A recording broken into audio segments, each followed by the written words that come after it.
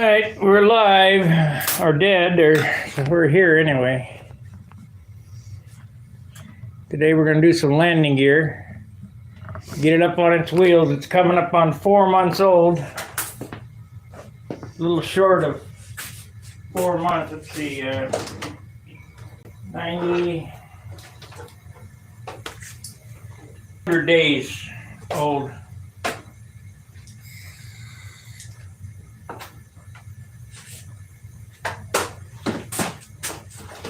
That wire cleaned up nice. It almost looks like the old stuff. That's pretty good. Works wonders.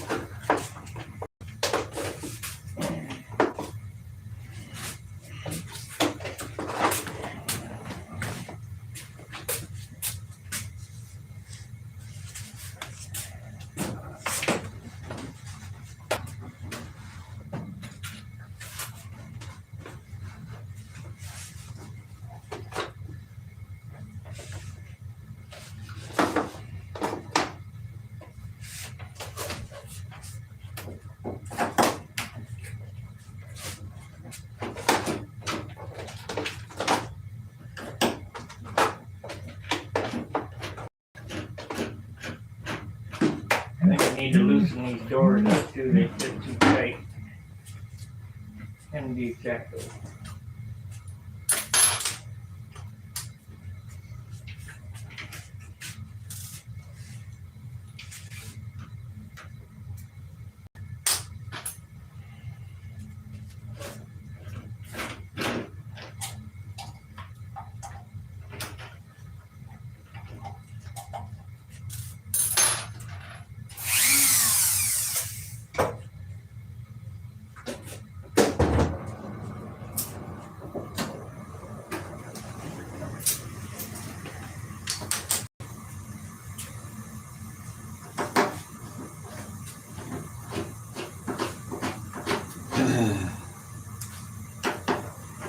I don't know, they come out pretty easy when you got a landing gear in them.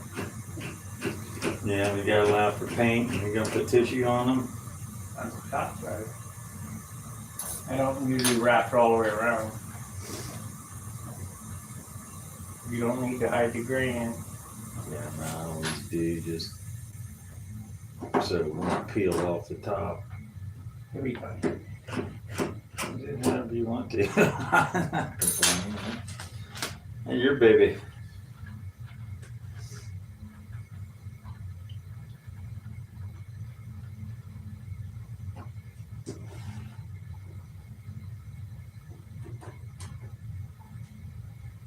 Can't get the screws out. Got a knife.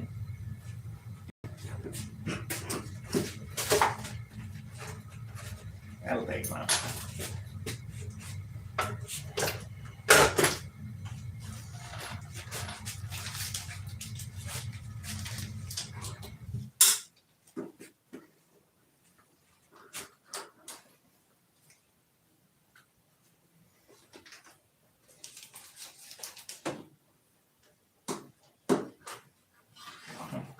Catching on the thread or something.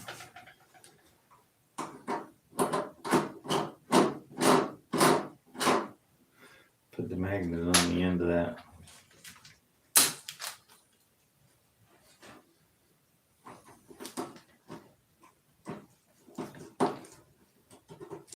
She does not want to come out of there.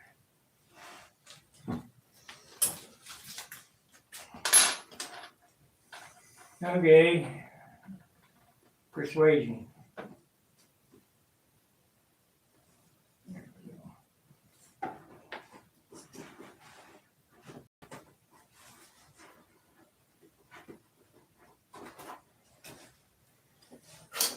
Yeah, they fit a little tight. Take a couple swipes with some paper on them. Mm-hmm. Okay. Okay, now how far down in there you want it to go?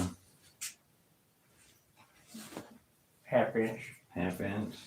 5 maybe. Yeah, go for 5/8.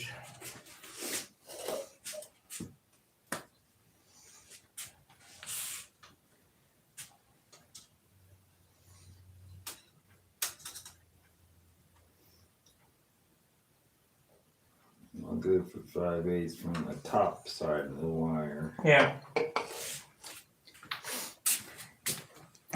Might have to drill and grind in there to get it to go in there. I can't believe we got nobody watching. In 5 minutes, nobody's watching. They must not like us anymore. Of course, we're kind of early. Usually we're not on till 10. Yeah.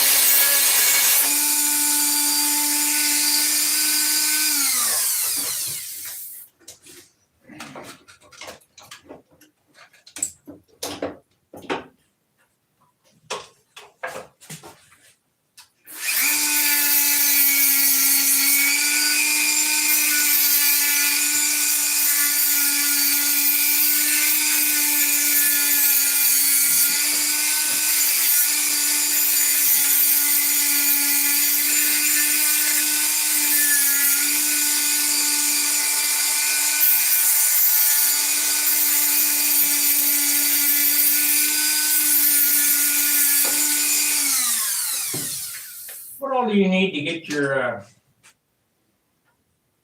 little vacuum system going? Motivation. I don't know that it'll really work because that vacuum sweeper really doesn't have the power that takes.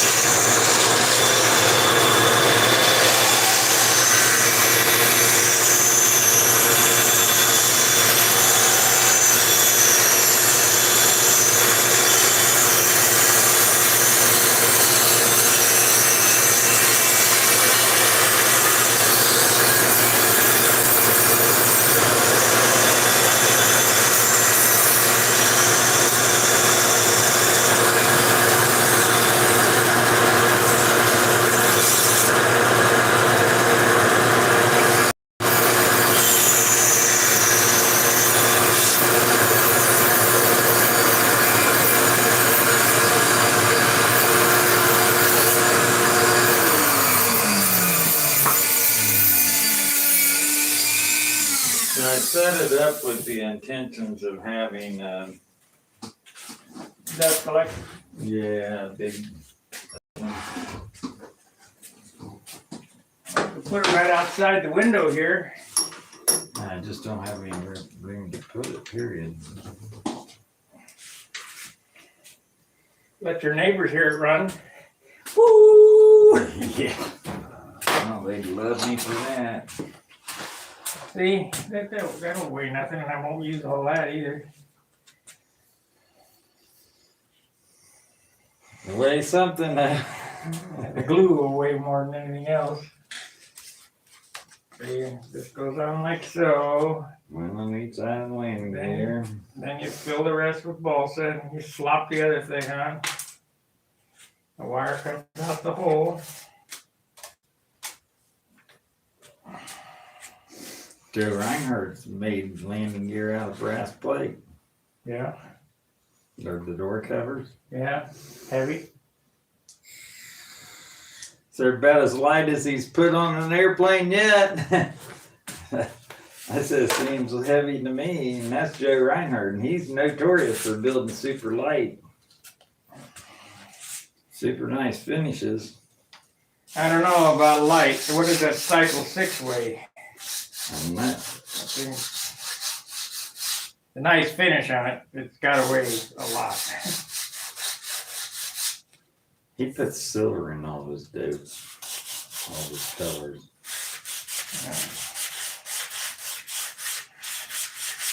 So that it makes it more opaque. We need to mark these at this next bend.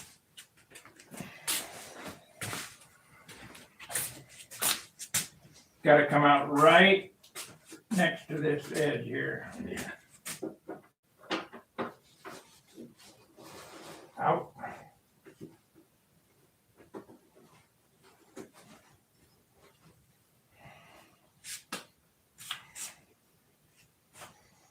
Maybe about 32nd out of 64th or whatever. Yeah. We're gonna have to drill. Accept them wires. That's the longest dimension that you could have, right? Oh, we got one watcher finally after 10 minutes.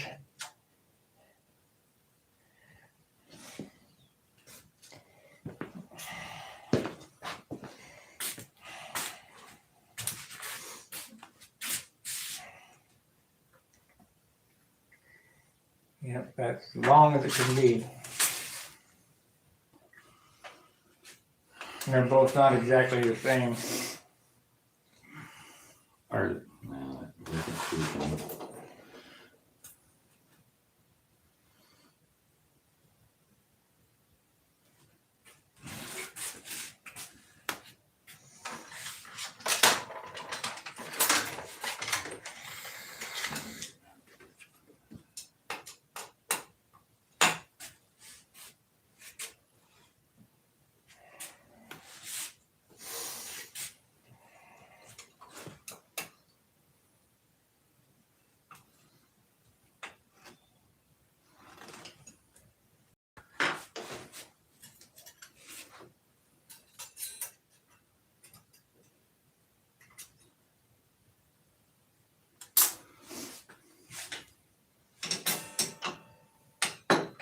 Next to Clay Friend, John's the best landing gear bender.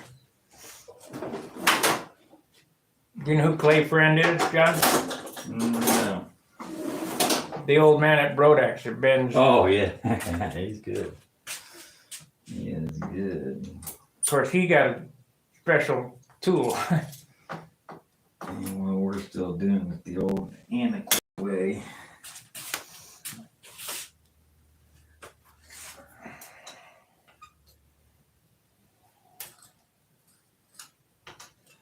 Let's see here.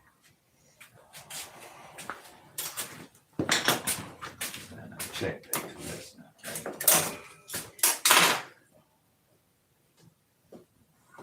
We need That looks better. an 1/8 inch more.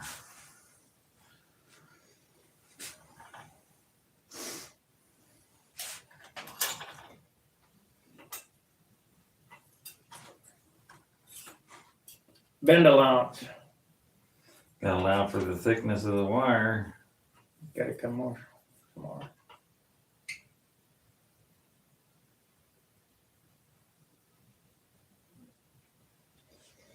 Okay, just Yeah. to the far side of the line.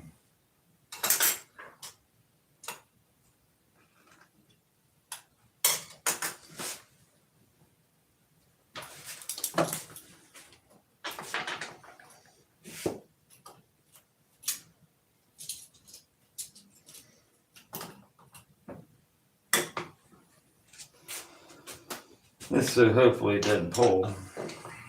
Yeah.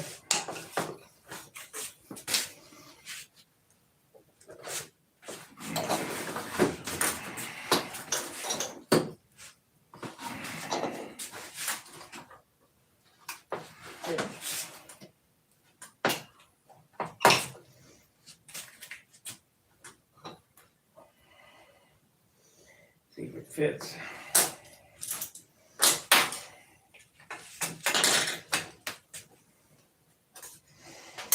And hopefully it'll fit the same on both sides. We'll have 2 individual.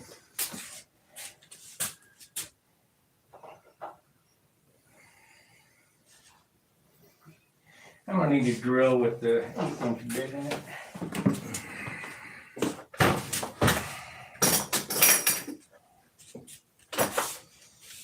Might need a Dremel tool to round that corner over.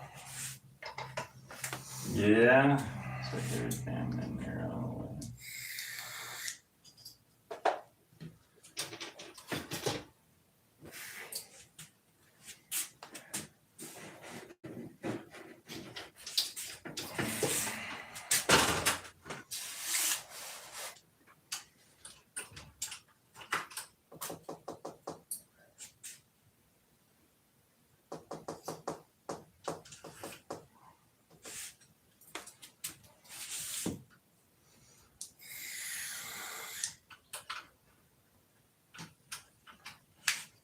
Them Dubro light wheels are light, aren't they? Yeah, don't keep you down. I mean,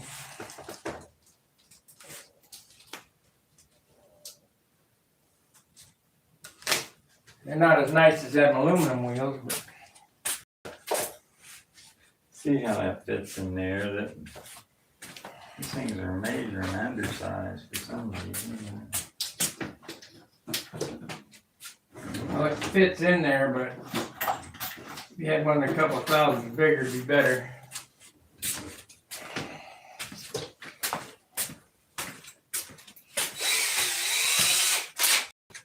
That's the next size bigger.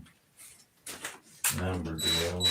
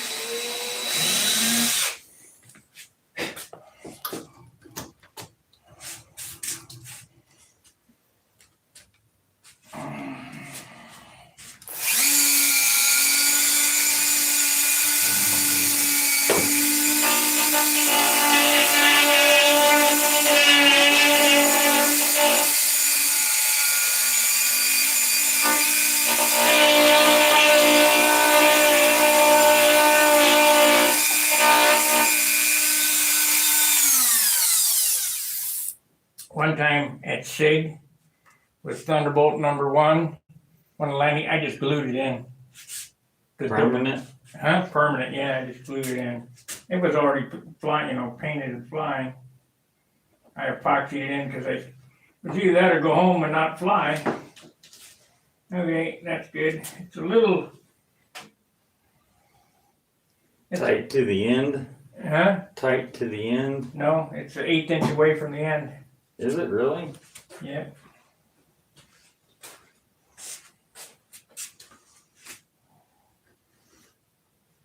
I mean, How's it fit in that side? Are all both these identical? well, Don't know. kinda. And you don't have that one drilled out or anything. So drill it and check it. I'm a little spooked on drilling this because if it catches, Yeah. Right through the top of the wing. of course now we're on the outboard side. Did you hold that? I'm getting there.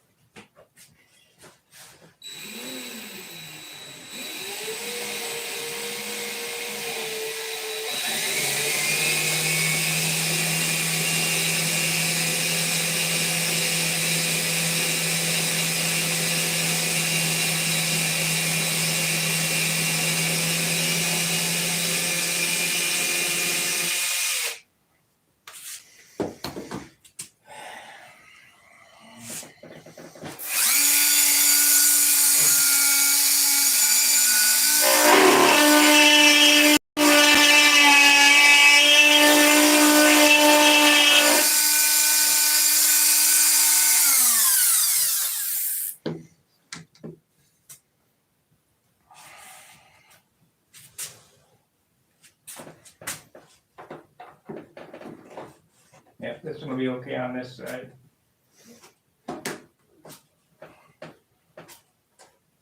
Okay, so they're a little bit different then. Yeah. All right. Okay, we'll do that side first then. Doesn't make any difference which side. Just gotta remember plus and eight. Huh? Just remember plus 1, 8.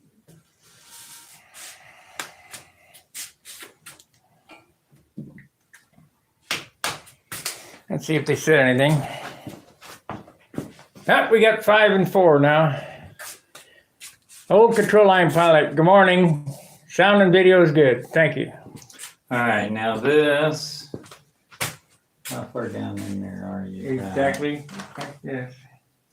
You're about like that. Yeah, just like that. And you want to make it. Half-inch longer. I think a half-inch longer would be enough for 15-inch prop, wouldn't it?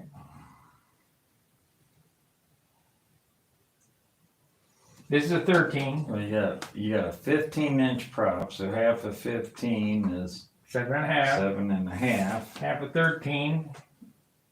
Well, you 6 got and a half. 7.5 here, plus half the diameter of your wheel. Which is the same as what he got there. You got 2.5 on there.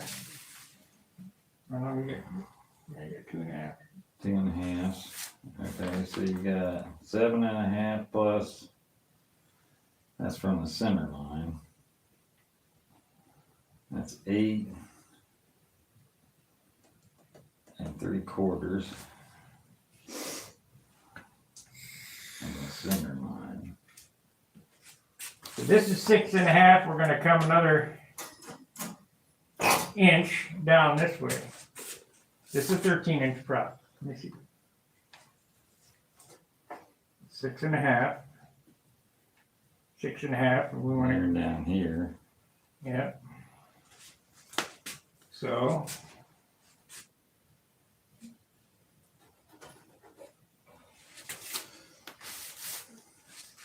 half of 2.5 is 1 3/8. No, 1 1/4. 1 1/4. It's a half-inch difference. I was right on. From there to there. Yeah.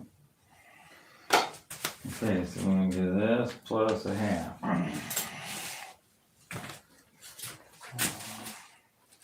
Well, we'll just get this plus a half. That's there, that's 5.5 inches on this down leg. We're going to get a weight on this thing to see how close we're going to be. I think I'm going to make it myself. But don't add, or no. Don't make any difference. I can make that long. No, you added for the bend, and it came up an 1/8 inch short. Remember on that? Yeah, I shoved it out that 1/8 inch. It doesn't. This I want this right on that money, so I bend it right on that line. Right. Which would have probably worked on the other. And this bends to the inside, so. Correct.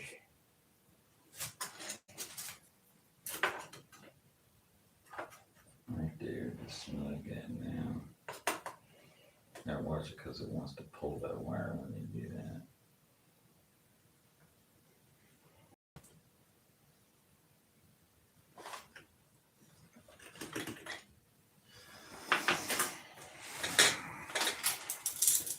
These are what really does it, because it keeps it from pulling.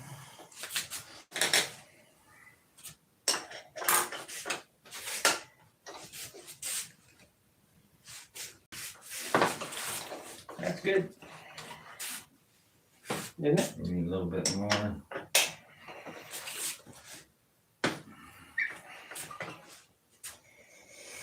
Yeah, it'll be fine. Okay, we'll cut that off about right in there. Yeah. Leave them a little long, you can trim them.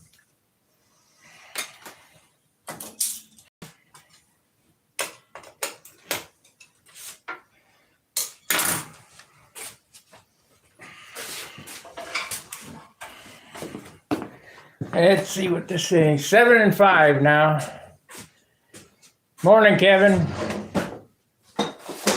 I don't have a way to display the chat on the video. Of course, when I'm at home, there's a lot that I could do if I was just running the video. Yeah. But in order to run the video and do the building, it's ridiculous. You complain about not enough to be said, and you don't lack for words. I can tell you that. You know, although you may be struggling in your own mind, but you don't lack for keeping the conversation going.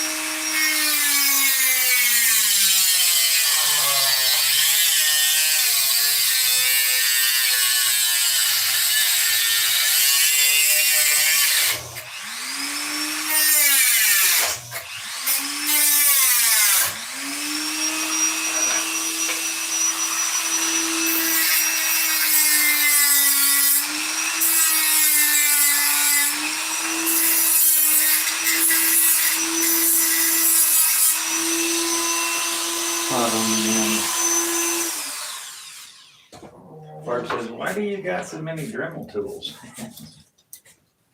Yeah. Well, it's got to be tweaked to line. You got to tweak it to line it all up. It may be right as is. Pretty close. Probably got to be overbent a little bit. Gotta go that way just a little bit. And it needs to. This has to come down, overbent there, and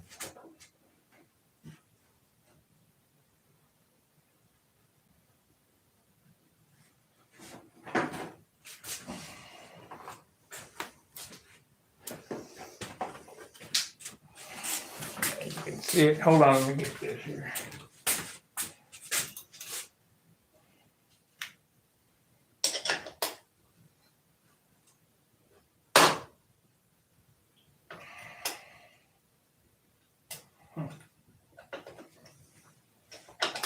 Guess it would help if I did it right. Down.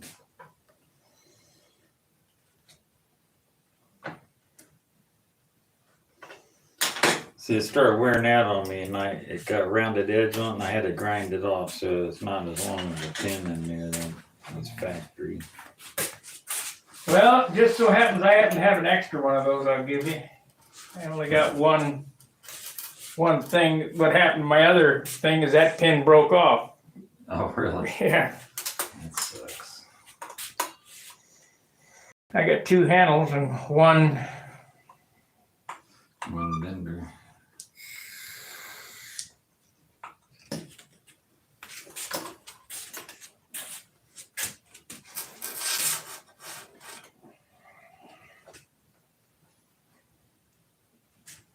I think they may need to go forward just a little bit, but not much.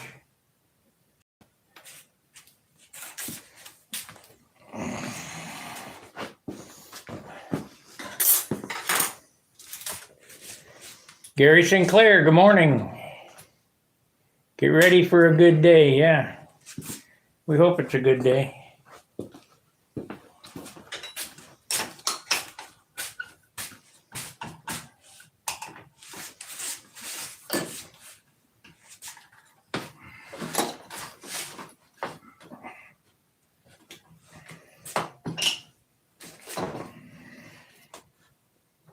Yeah, maybe right. Maybe.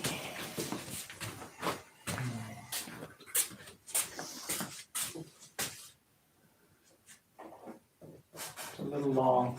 Damn.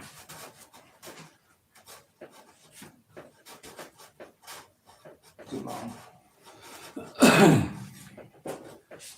Well, Just cut it off right there. 5/8 of an inch there, and then just rebend it. Lost 2 inches. I mean, that happens.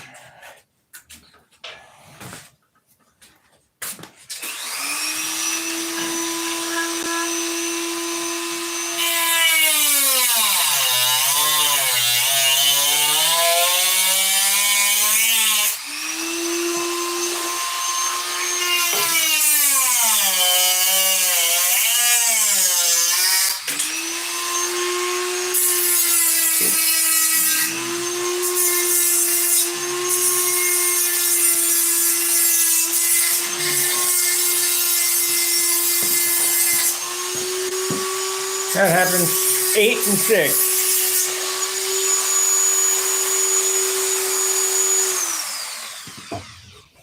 No, all this shit's custom. Yeah, cut.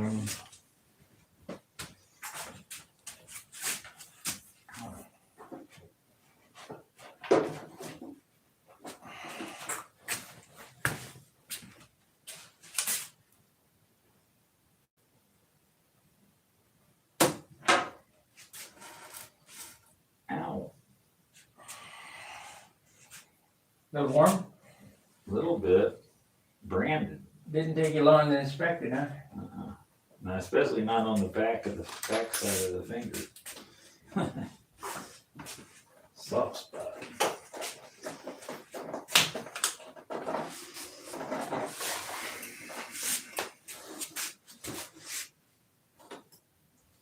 I think I'll stupid fill that in there.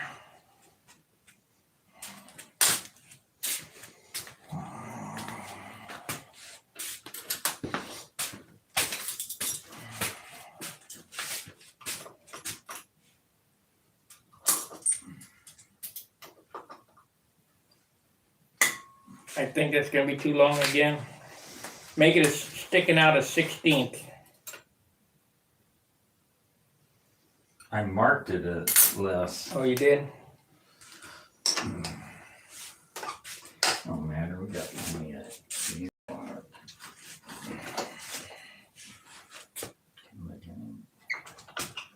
That's close.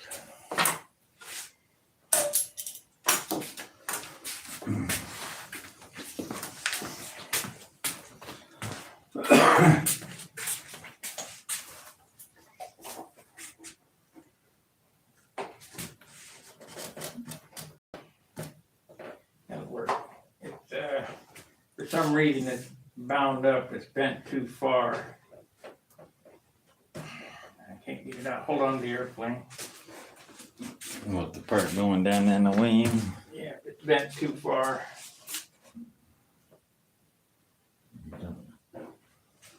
Yeah, see, it's overbent. We'll do the unbend.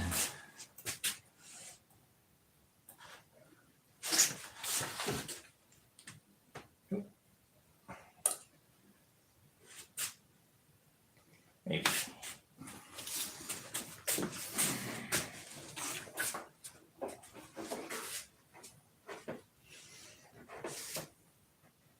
I don't know what the hell the deal is here. There we go. Now this needs to be bent some more. Okay. Yeah, you can see that it's not 90.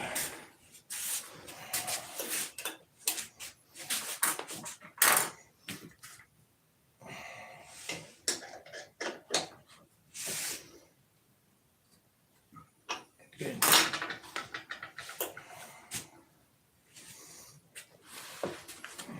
First landing, I'll take all that stuff out of it. Yeah. That's pretty good. All right, now I need the other landing gear out of there. I need both of them.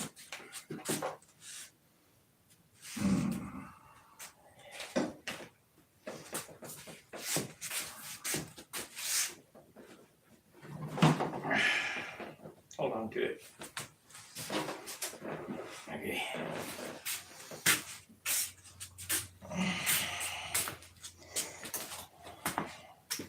Get these bent up, put wheels on it and see what it weighs.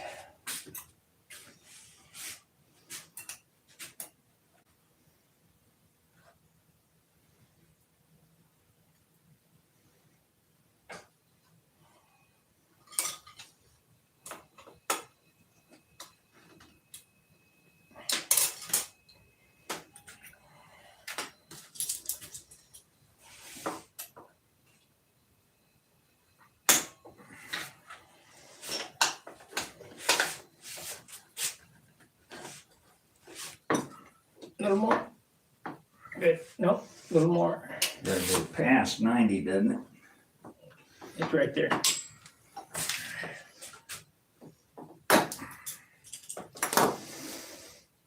Checking See if they're the same length. Should be. Yeah, within a 16th.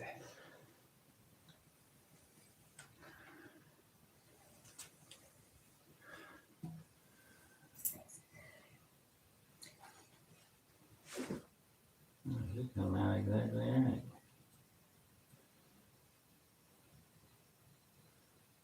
Okay, cut it off.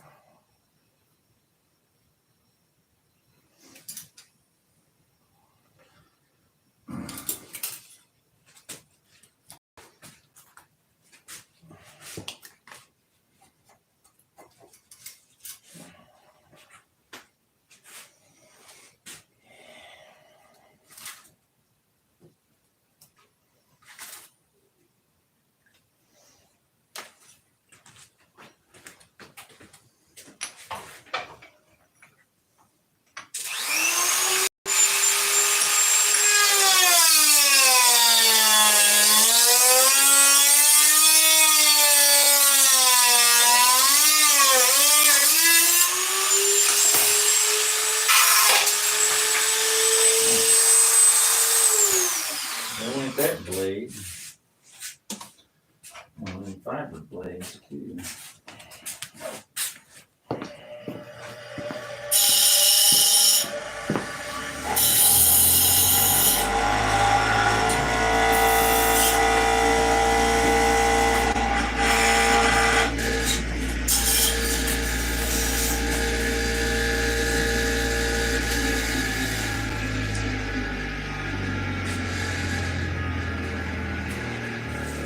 This one goes here.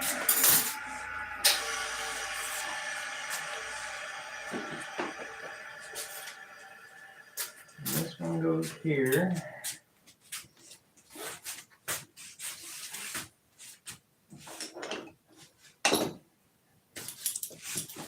Yeah, gonna need some tweaking. What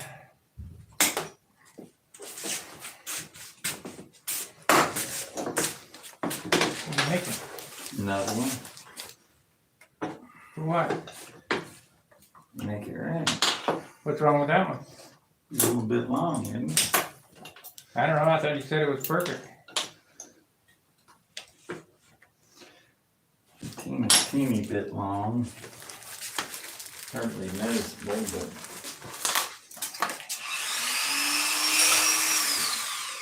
can't do that without a thing. Let's see what it looks like. Might be wasting time. Might be fine.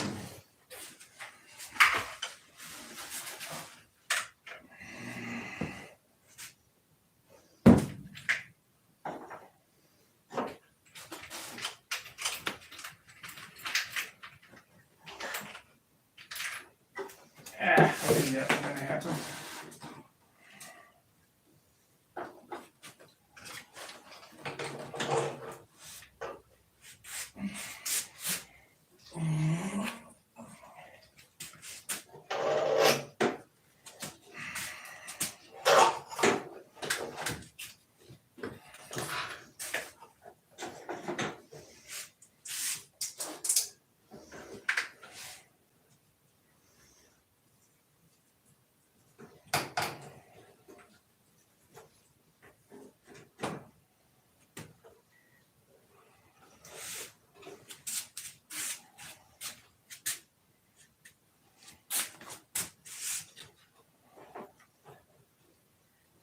I don't know, does it look like it's on there straight or not?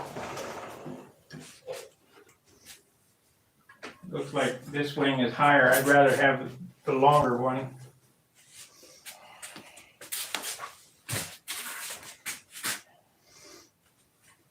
Well, you gotta see if they're both raked out the same, you know, because that'll affect wingtip level. This one's not. Yeah.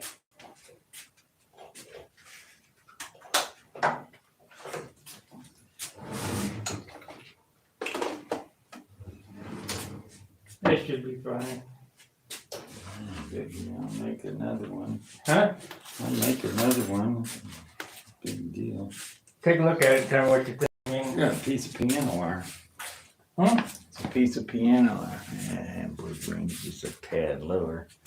But I don't know if you got, if you don't have them in there exactly the same depth and all that stuff.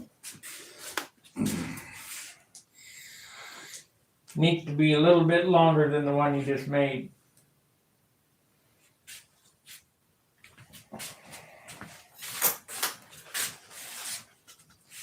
Of course, the wheels.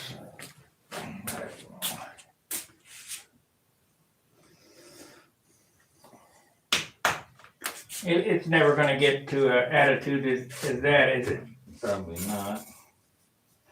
And Be off the ground by then.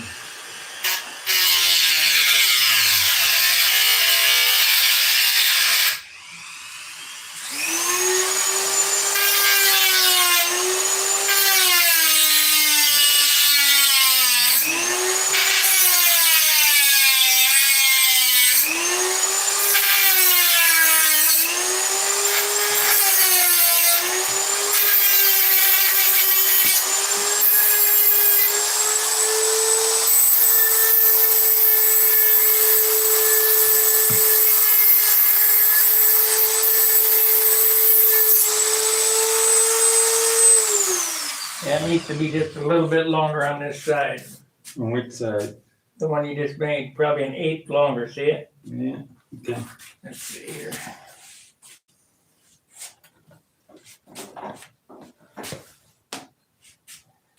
Yeah. Yeah. Okay. Scratch built. What's that? It's scratch built. Yeah.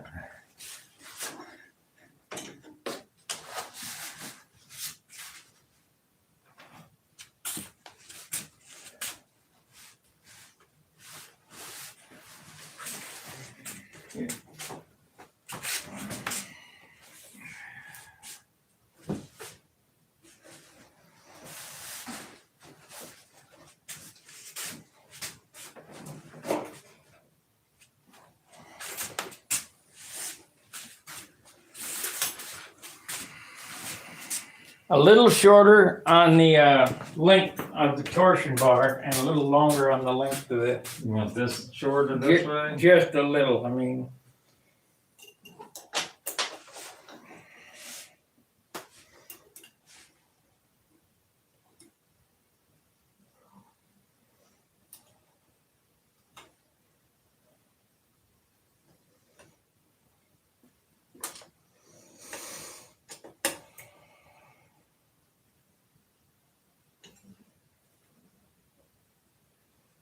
Right there. They're good still. Yeah.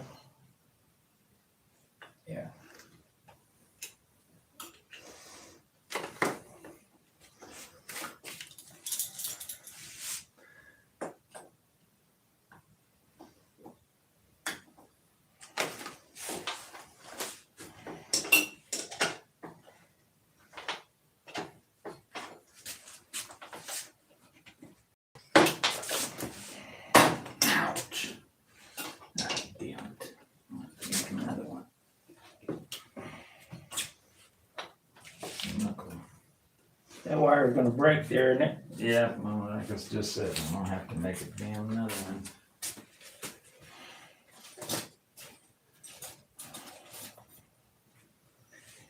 It don't look good.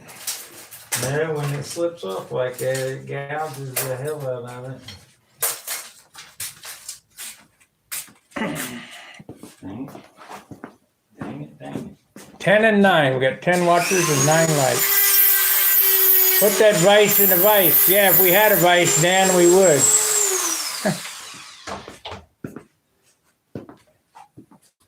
Yeah, I got a vice right here.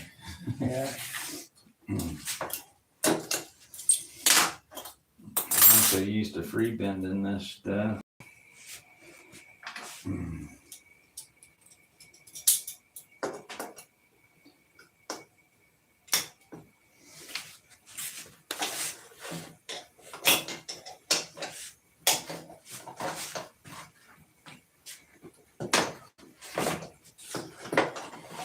Get out of that chair, Danny, and get out in the garage.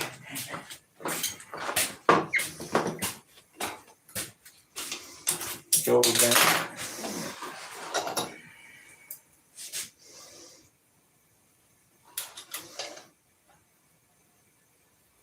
That's good.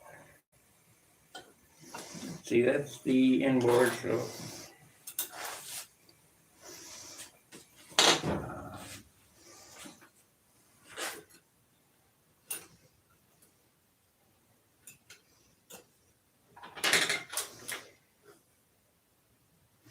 Well, a little shorter, right? Yeah, 32nd of an inch shorter would be good.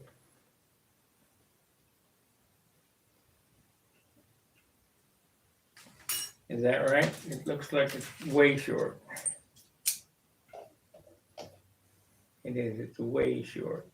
That's okay, that's right on. So now we'll pull it back this way.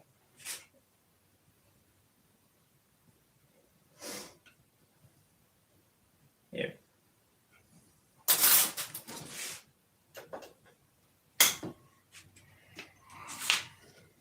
No slippy. Just let me hold this in. Just hold it.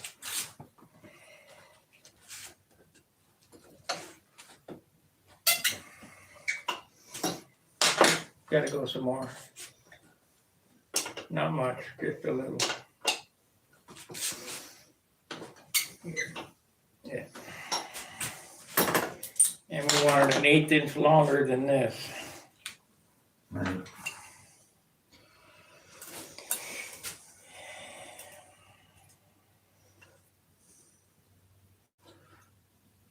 Okay.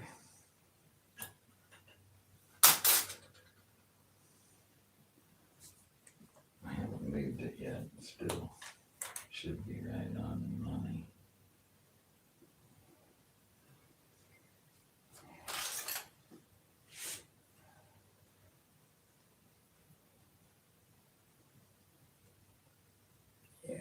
Just put it right in the middle of that bendy thing. Go check it.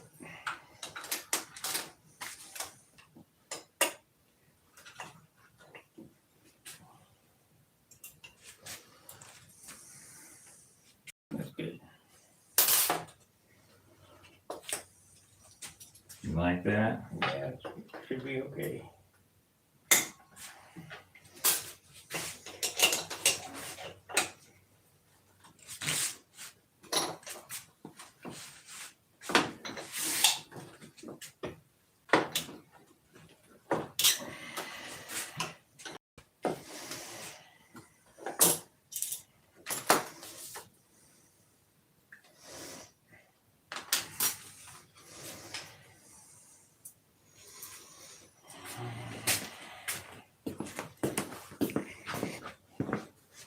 Get out of the chair, Dan, and out in the garage.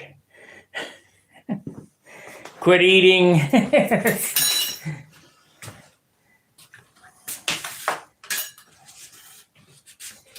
Right now, his cat's looking at him going, meow, meow.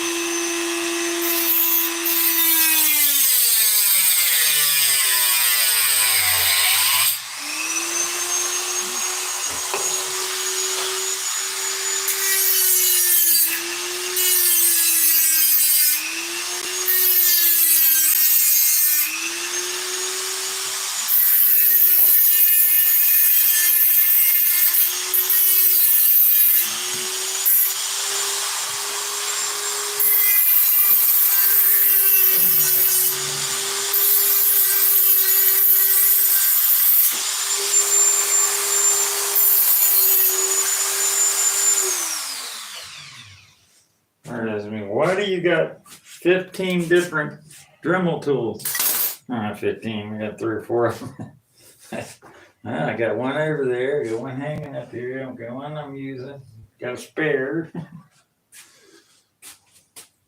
Okay, this wire is for here.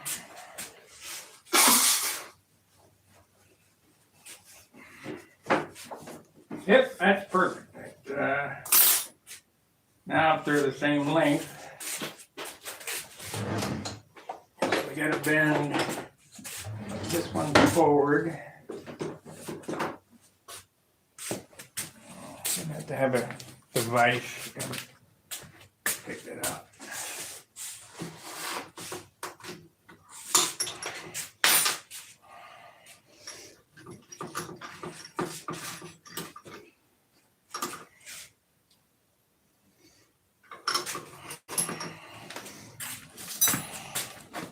Look at it from the side. More? Yeah. If you want it exactly like the other one. The other one needs some tweaking. It needs the landing gear bent down more, it looks like. Right. You gotta go forward some more on this one? Yeah.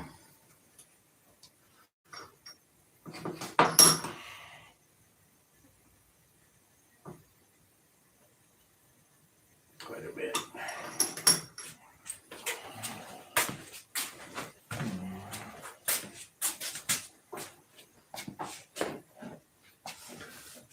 That's pretty good right there. Okay, let's see what's. Take the other one out. So we need to. Looks like both of them need to be bent more on the wheel section of it. Yeah. Or wait a minute. It looks like they could come in this way in the box. Okay.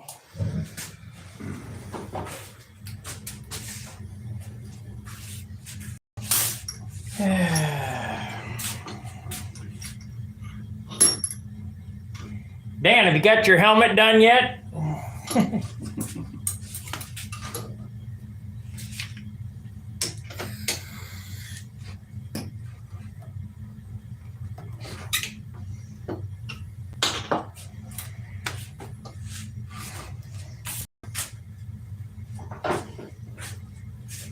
Oh yeah, that looks much better.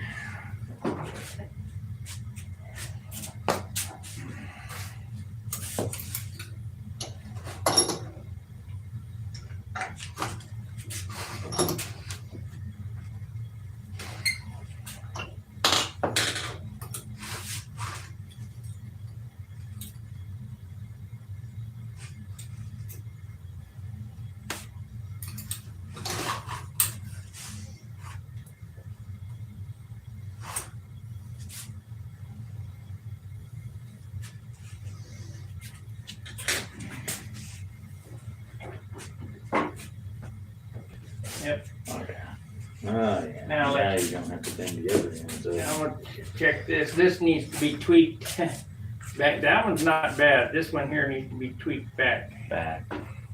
Twisted that way.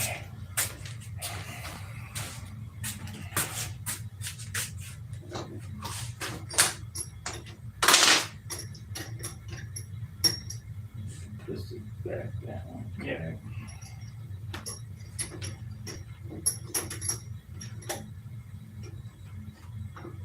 So that has to go forward here. Oop. Maybe too far.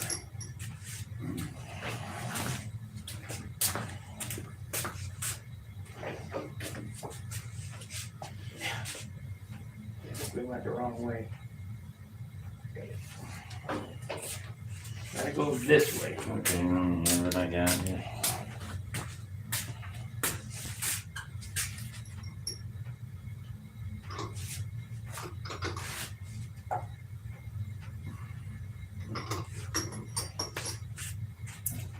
I'll have it all tied up in a knot.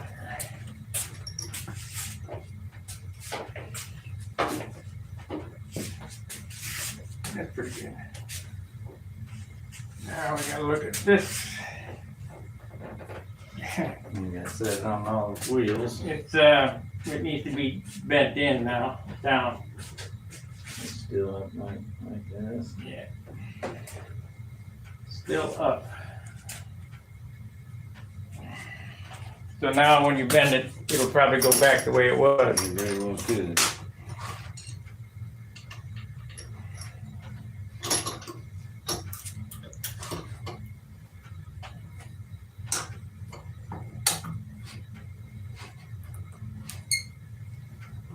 Should be good.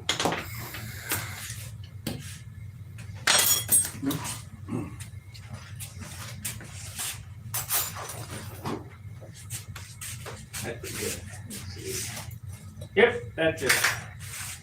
Okay, now I'm going to cut these doors so that they hold the gear on. We'll get it set on its wheels. Oh, maybe I ought to set on its wheels first. Because we don't know. Yeah, you don't want to be bolting it together back at 50,000 times. Then you won't have to sit on the wheel. Would help a little I guess bit. we don't even need the wheels, just set it on the gear and see it's level.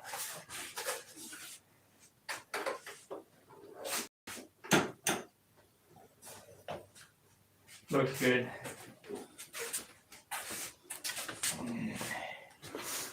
Yeah, that's pretty level.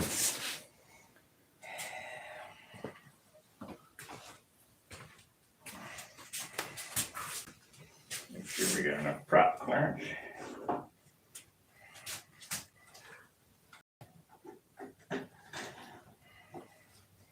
Now I'm going to be running a 14-inch 4-blade, but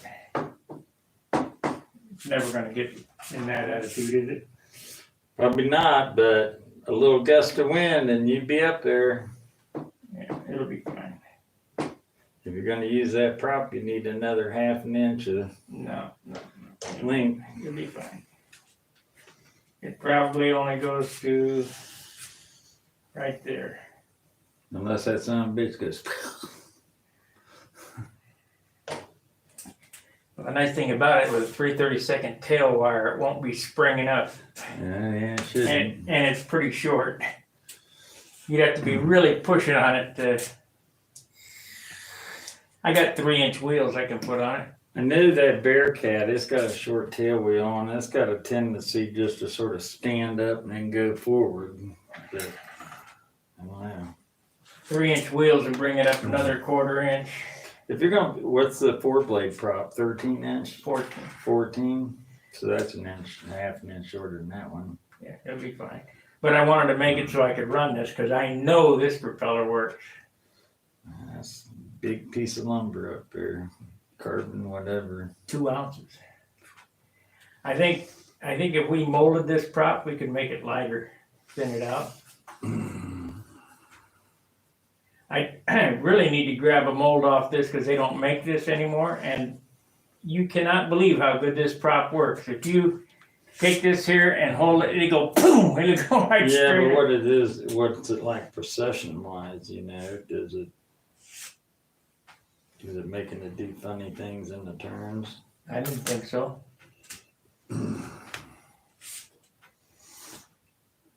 You know, the smaller the diameter, the less procession you got, so the less weight. Here, sit this thing up here while I cut You'd these. probably be much better off with the 13 with a 14. with the 4-blade than with the 3-blade. I don't know, I got them Bob McDonald props you can run on it, you know, and they're 13.5. Right.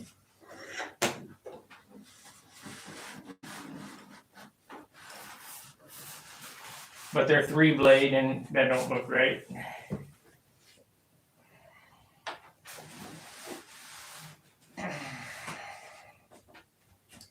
Okay, so well, I need to make the doors anyway. I'll hold off, well, I'll cut them and I'll hold off on bolting them on because they gotta make the doors.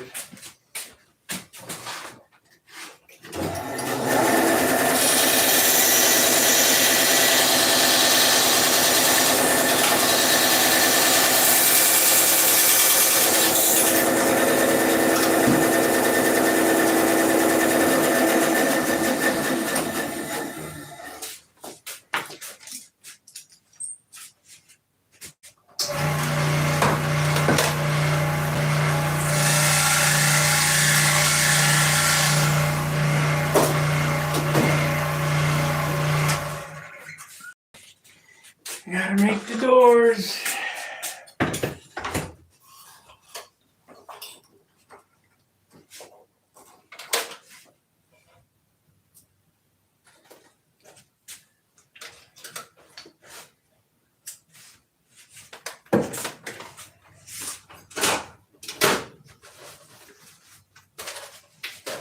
I made it a little too long. That's okay.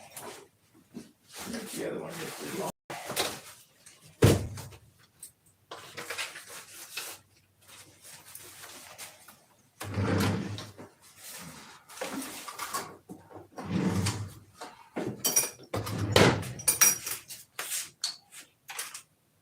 Are you done with that drill? With the drill, yeah. I already drilled the holes in them doors at home.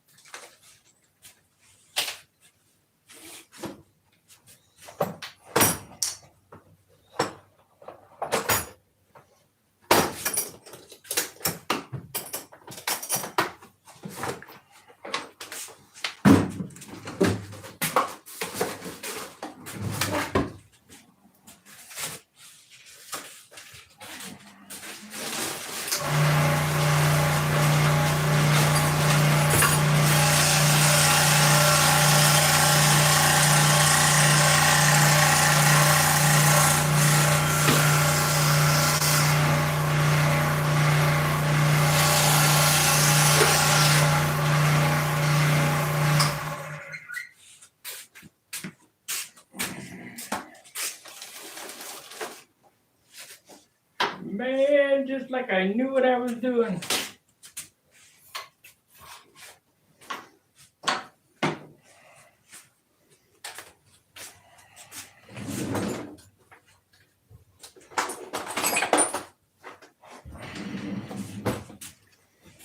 Okay, so now we need.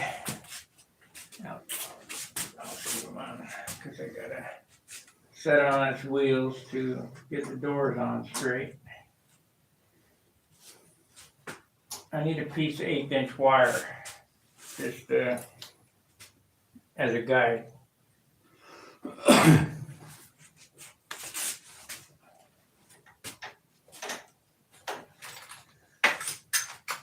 Preferably one that had the bend on it, so that I can stick it in the hole.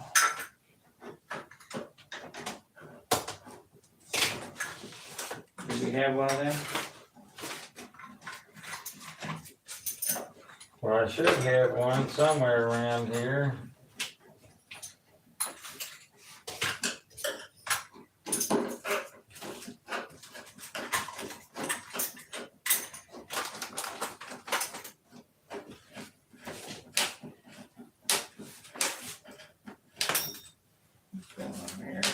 I gotta go get something to drink and be right back.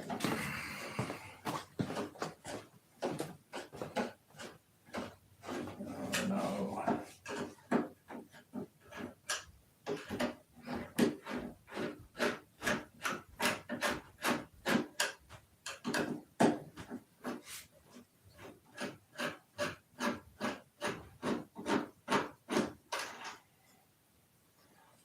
Oh no.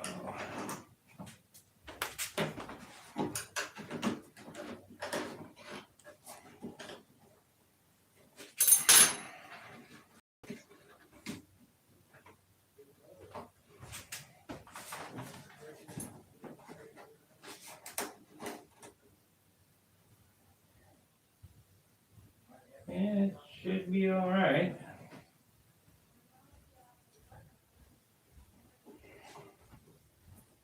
There it is.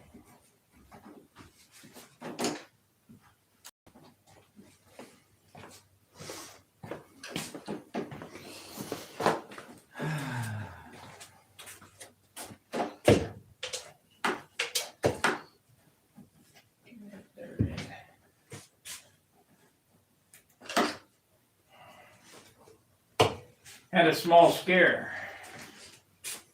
I thought the blind nut fell off.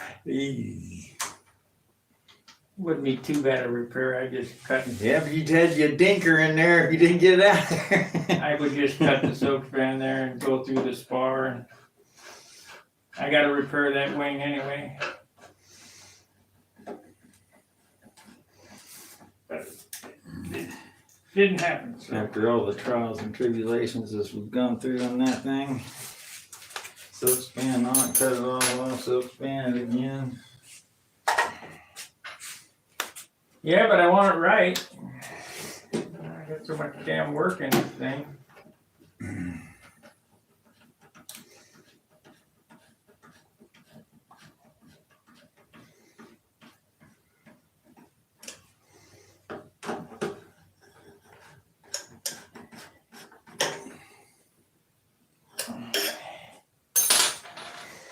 Okay.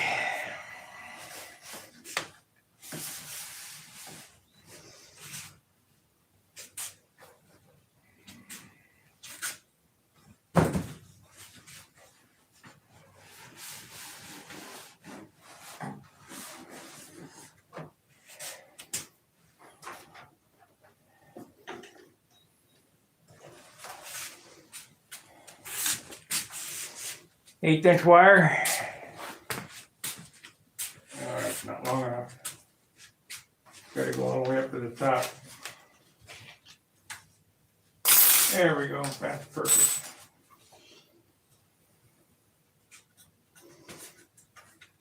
Now I gotta make sure to make a right and a left. Yeah. Oh,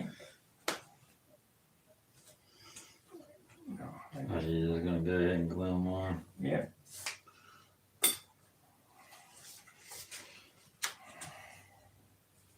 It's a brand new top. I need to cut off the end. Over there.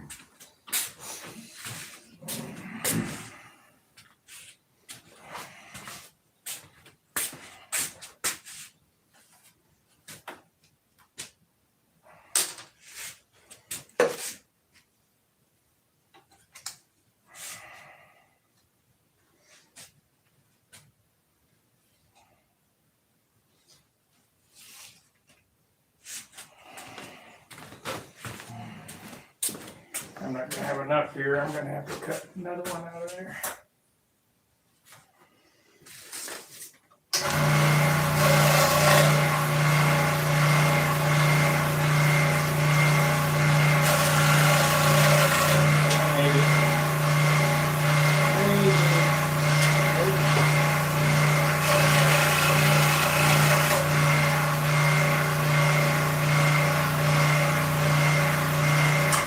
I'm short. Shit. Inch short, but I still got that stick there.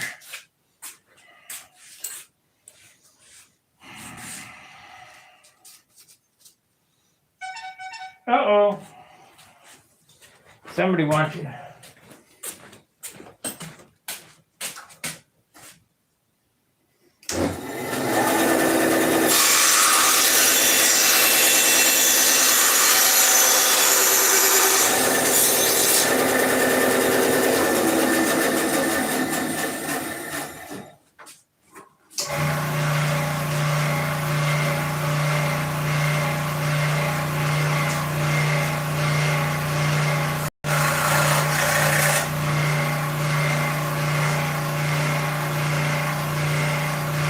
What is that?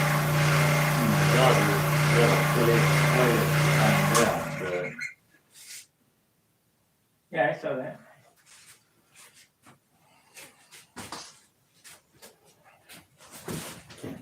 Play it right now.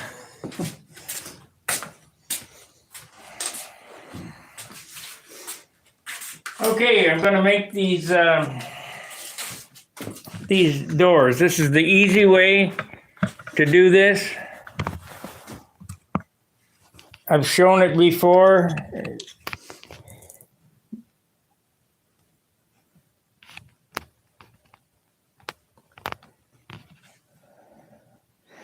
Dan says, helmets are popping out of the mold like rabbits now. And to build and fly a stunner, machinist, woodwork, Alright. painter, craft, welder, brazier, composer, tab, engine, setup, machine tools, athlete, yeah. Oh, you got that right. Athlete. And I'm a film director. Okay, this is, like I say, this is the simple way to do this. I cut 64-inch plywood wheel doors. And you just put the landing gear in like so. And we're gonna put some, this is basswood.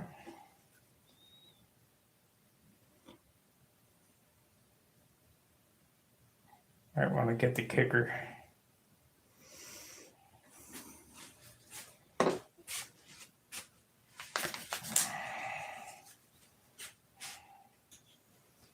You know, I bought that kicker at that place there. Yep.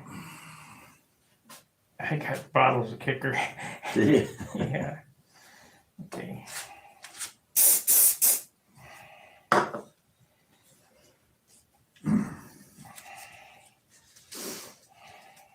You know, you should use kicker on anything. This kicker, you know, you can spray the wood. Yeah. And then put your glue on the other piece of wood that doesn't have kicker on it and put it on there, and the kicker will activate it still. Yeah. And technically, you're supposed to glue all hardwoods together like that. Whether or not I've done it various ways, never had a problem. Okay.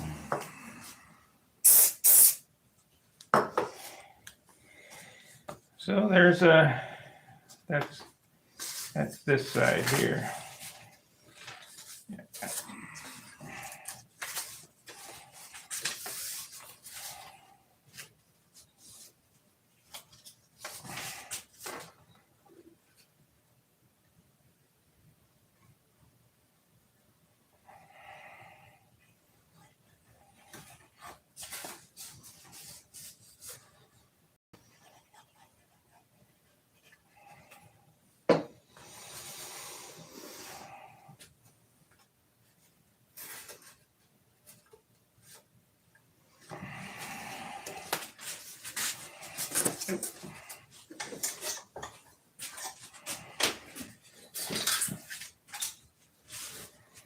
Do one side at a time.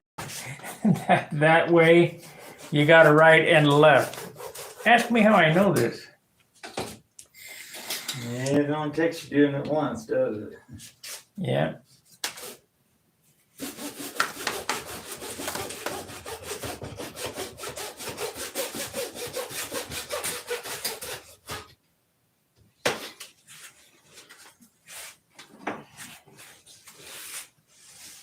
We'll cut this a little proud. All right. Gonna take it off and sand it anyway.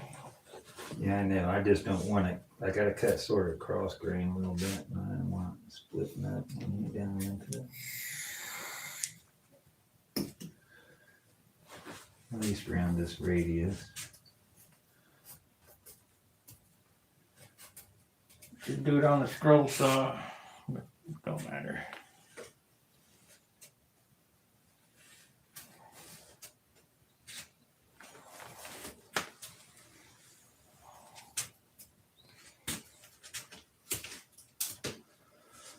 Okay, that is this side. All right, need the wood again.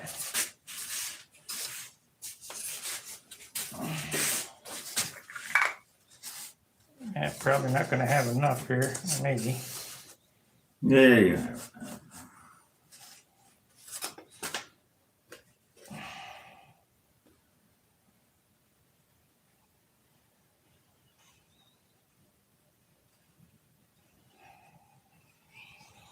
Is this the lightest way to do it? Probably not, but it sure looks clean. Makes finishing easier with that 64th inch plywood on there. Mm-hmm.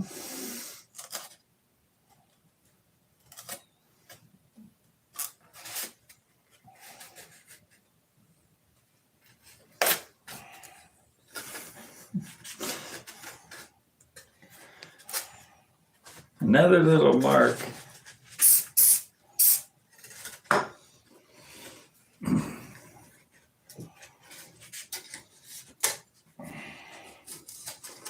Scroll saw it.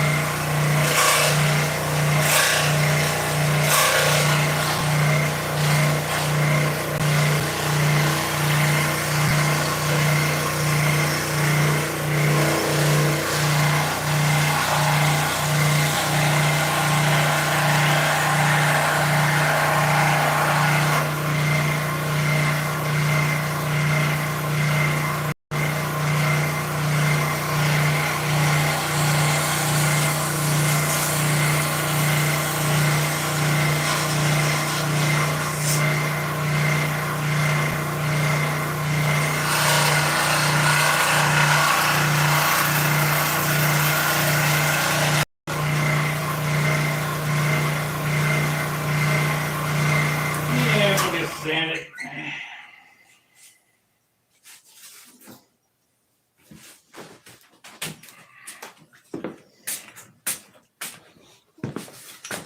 Let's see what it said here. How much pound? Okay, still the same thing. All right, give me the favorite sanding block here. 80.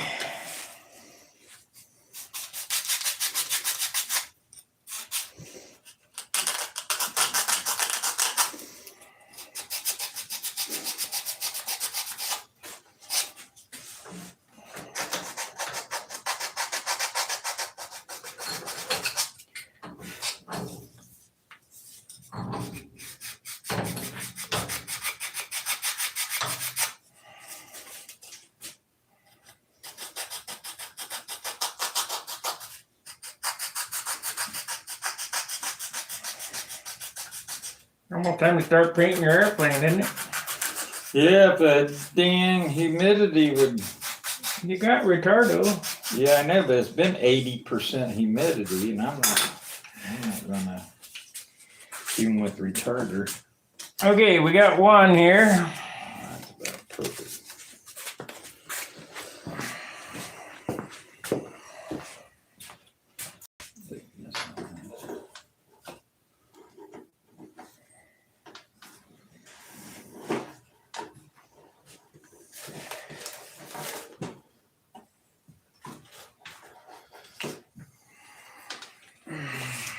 So now make the other one. I got all that paint on there, and I don't want to add too much retarder and make it run, bleed colors out.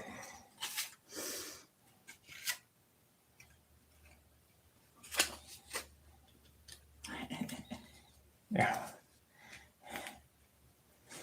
Check and double check. I only got one shot. Yeah, you went on from the inside first.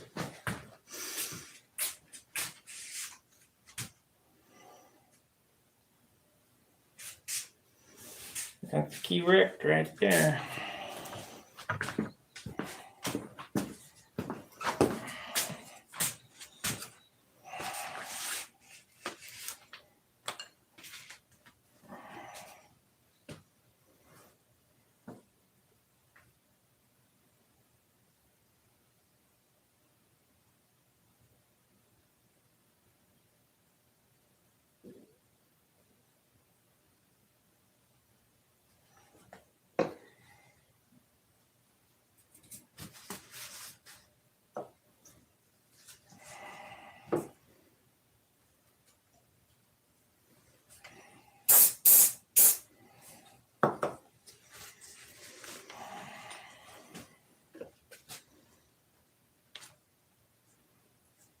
Whoa, got close there.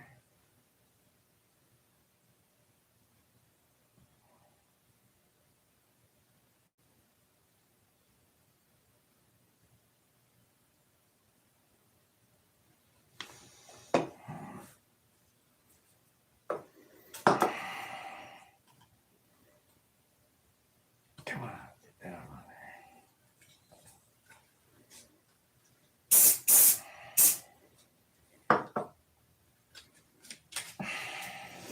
That'll leave a mark. there. Yeah.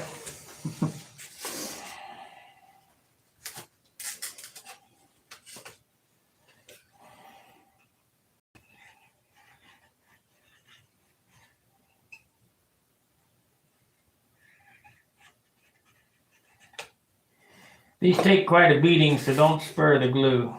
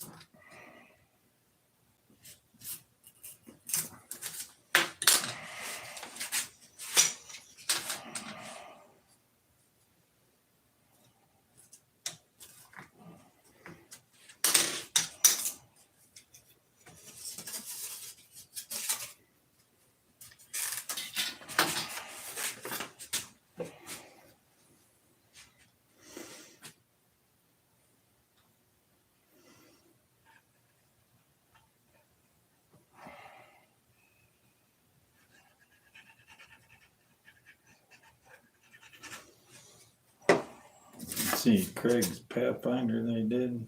Mm. That one looks pretty nice.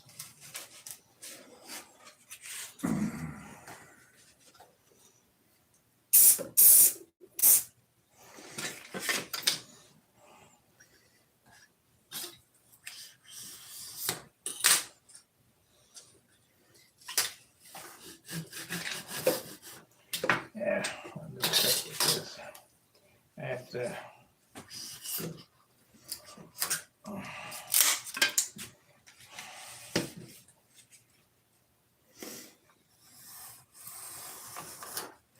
Something that's always hard for me is figuring out what gear door shape I want to put on an airplane, unless it's a, like this, you got a, real airplane look that you're trying to achieve, mimic the real airplane, but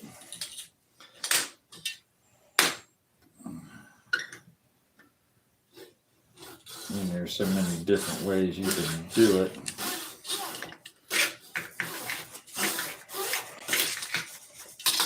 Okay.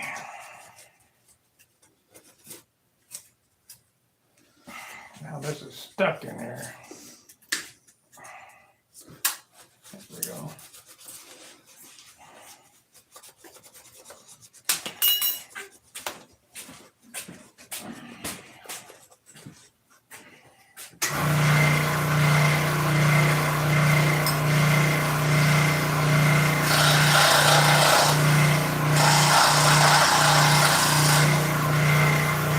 Yep, you guys were building along with me, hour a day. You'd have an airplane like this in this position right now. Well, not really, not quite. Why?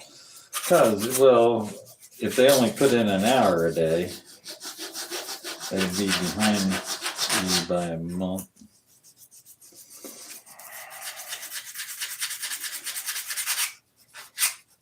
No, because they do work on the weekends. Well, sometimes you put in 10 hours a day, which equates to 10 days in one day.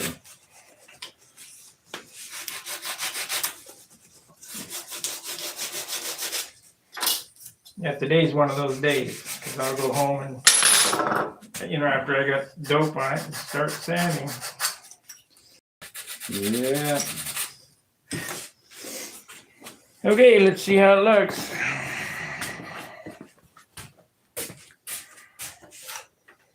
Need some epoxy to go down in the hole there.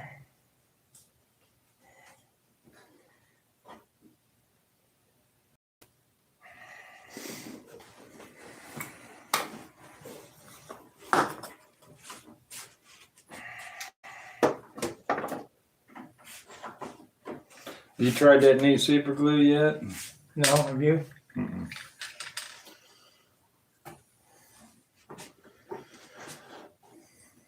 I still got bought. I mean, I didn't need to buy it stuff, but I did because shit. I use your stuff. You can have that big bottle. I don't care. Well, no, I'll give you a bottle of it because that's a big bottle. I don't use it fast enough to use a big bottle like that. Half of it would be set up right hard in the bottle. Let's see what it weighs. Scale right here.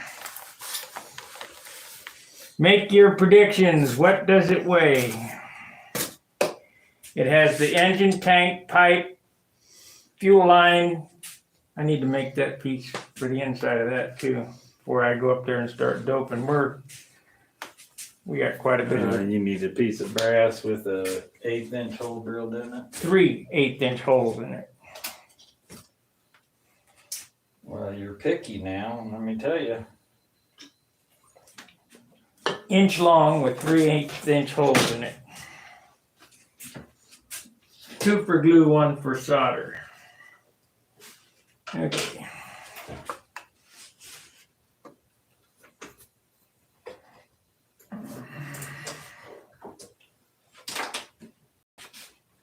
Inch long, eh?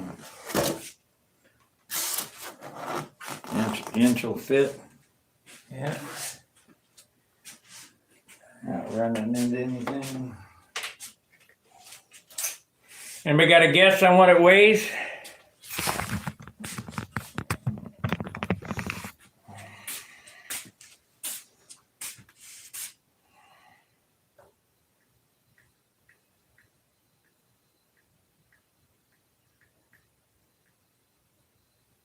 Come on.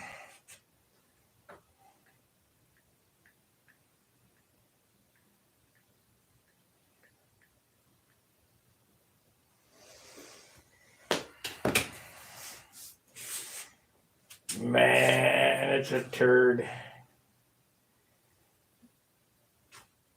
course, everything's there.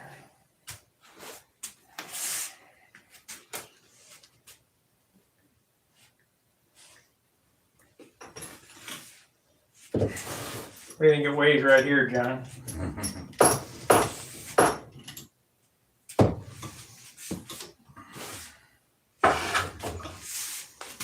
Let's see. We want to 54, no more.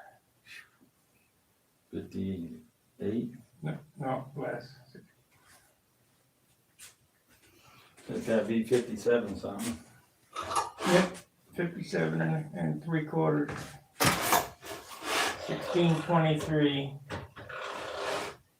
1623 divided by 28.33 equals 57 1/4, 57.28. Now you add a half ounce for the pilot, 15 grams,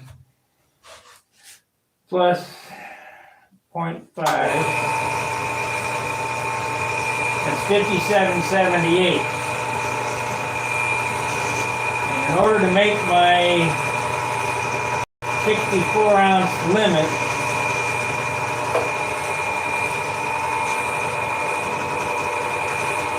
I have 6 ounces to go on paint. That's all I can do. But I gotta get, that includes super fill, so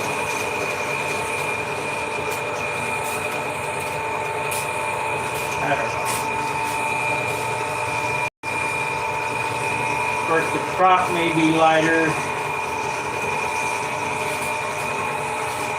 Plus a half ounce of tip weight.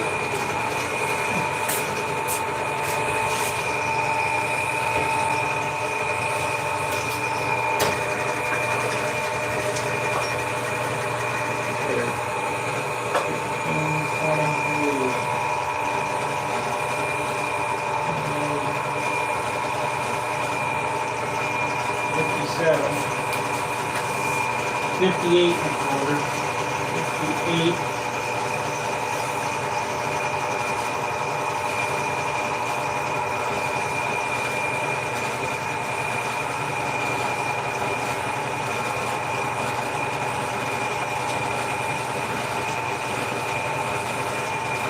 Plus 1.35. That's 58.5.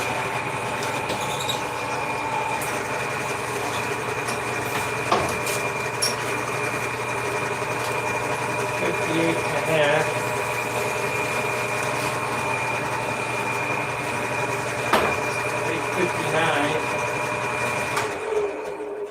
59 because of the mystery. Mystery ounces, yeah. 59 right now. It's 5 ounces to finish in.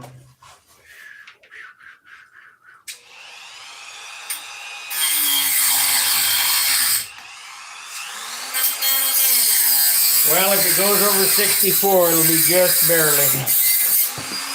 I might have to quit painting at 64. We're a good team.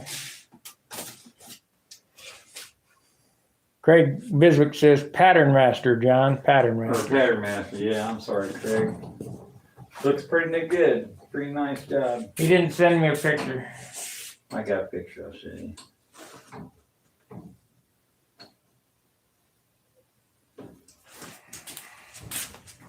They say we're a good team. Yeah.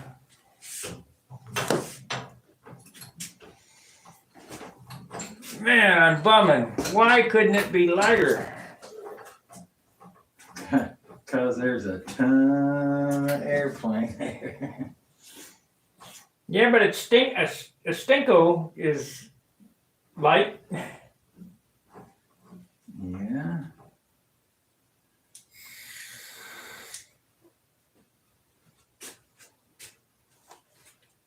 You want the ends of this rounded a little bit? Yeah, that'd be nice. Sort of neat.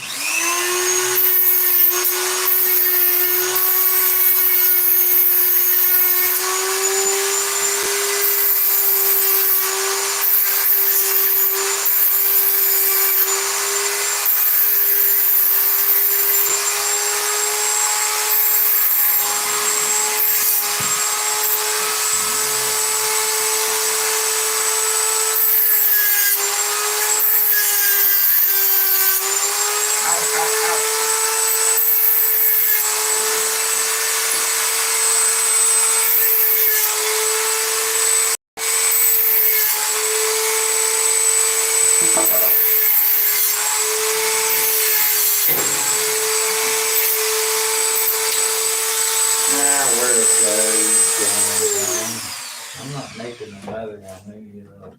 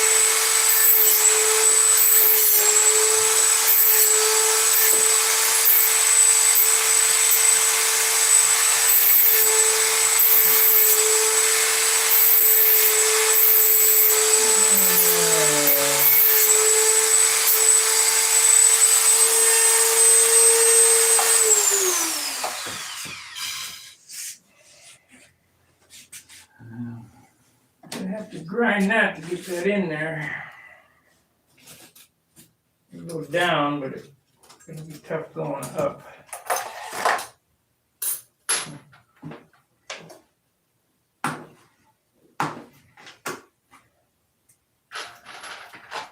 I'd have to cut one side of it off.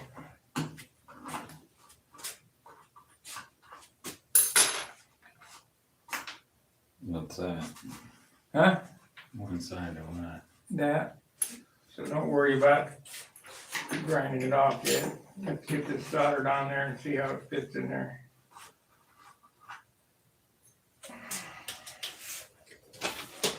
Probably have to re-drill this. We have to re-drill it after you solder it, so don't worry about it. I already drilled it, but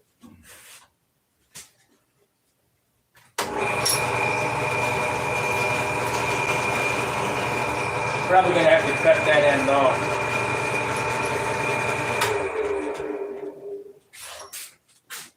We'll solder this right. Let's see if that end gets cut off. That means it's got to go on this side, like so. Got an 1/8 inch dowel. You put wire in there, it'll solder in there. well, yeah, well, probably somewhere over the rainbow. Yeah, it's gonna have to be one-sided. Let's see, wait a minute now. If I...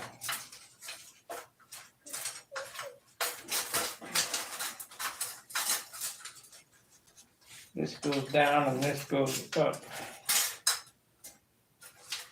Yeah, we gotta cut the upside off.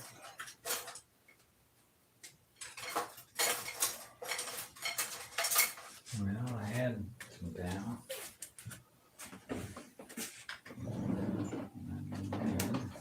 Let's see, it's...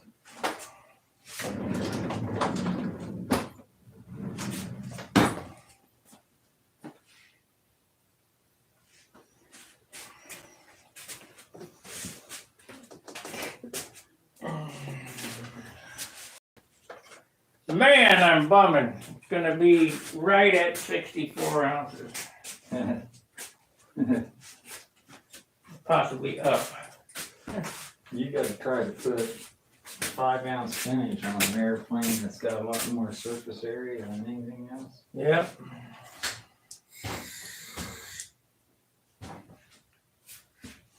It might end up a behemoth. 3-ounce turd. But it'll look good.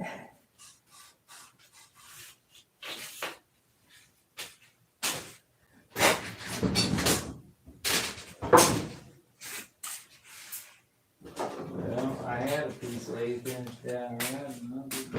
What's that? Right here. What is this? Oh, this is bigger.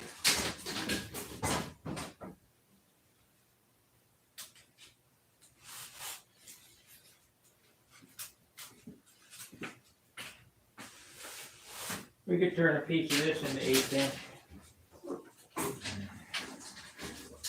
Just need to stick it in there to center.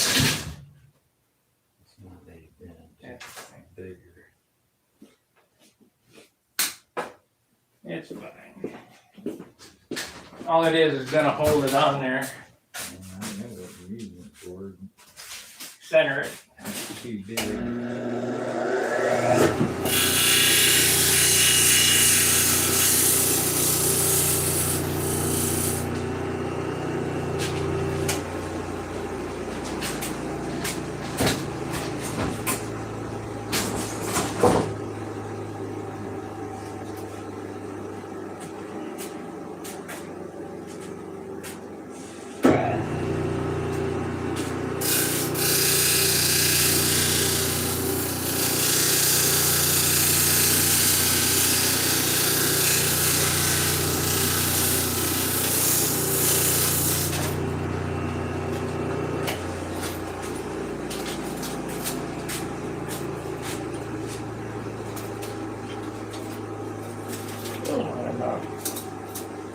Almost so. You know, if we get a piece of brass with an 1/8 inch hole, we could pound it through the hole.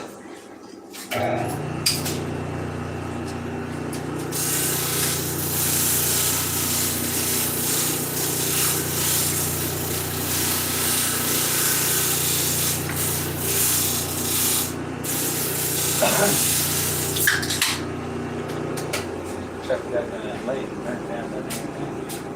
What? Chuck it up in the lathe and turn it down to 1/8 inch.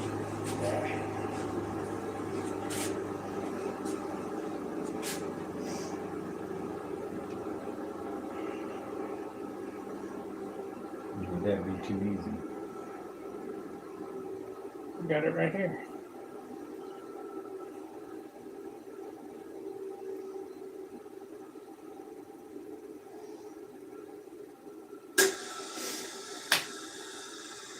Have that puppy on there.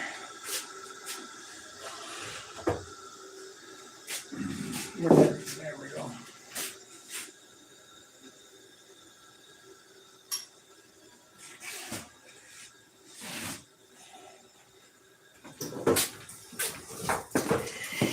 Well, let's see what the boys say. Anything? I could not send you a photo. I don't have your email. Robert, I figured you had enough people and knowing it can be higher because it's 50% bigger than normal plane. I got a photo. I can show him your Facebook pictures or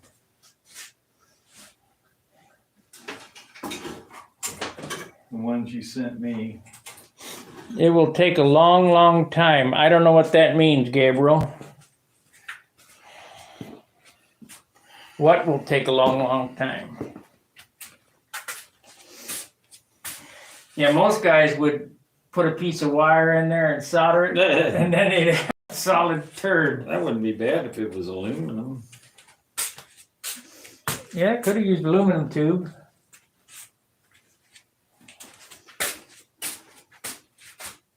There's 3 pictures on there, and you can zoom them out. And Tom Lay, Super Tiger 60.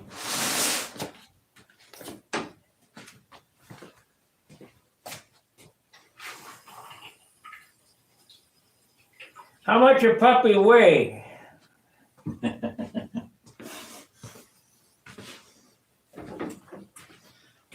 Hey, he's got stunt hanger on there. Cool, thanks.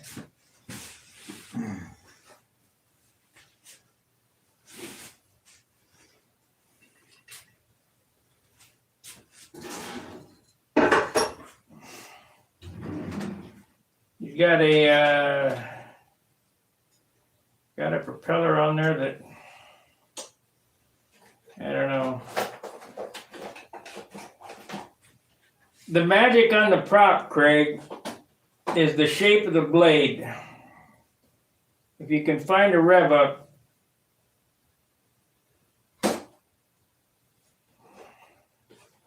or maybe when they open up the shipping, maybe I'll send you one. And that I don't do that very often.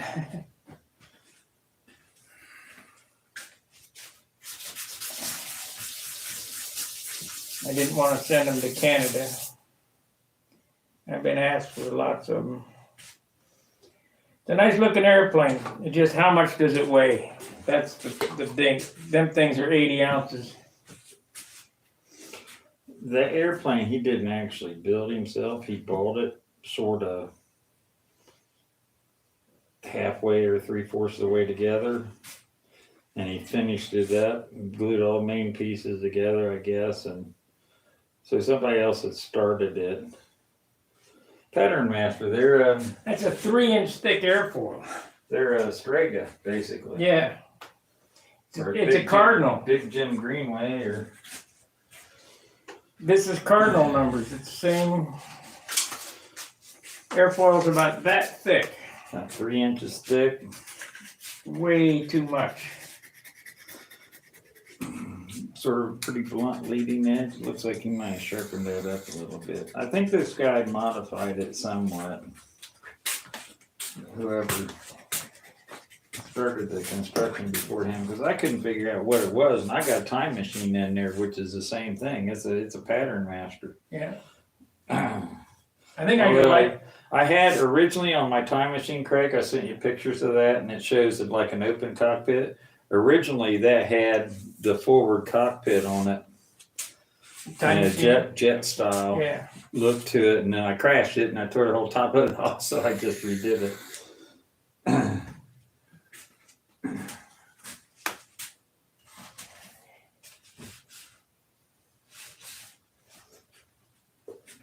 Here's that wheel color.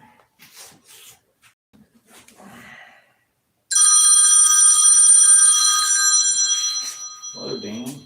Davis. Hello.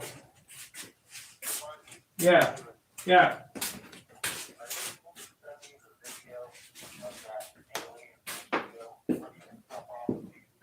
No, I don't have it. Dave does.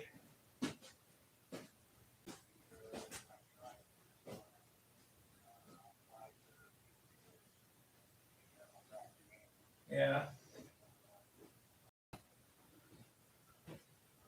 Yeah, Dave has got it. All right, buddy. Bye.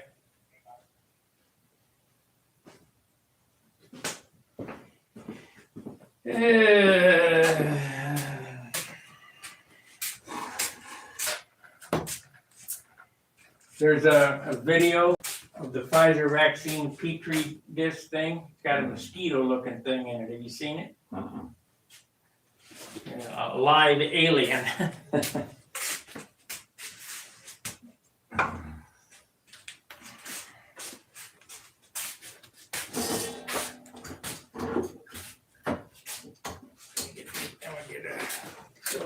I think I got a soda in there left.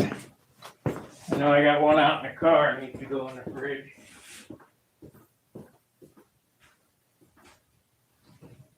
Yep, last one. Bring some more.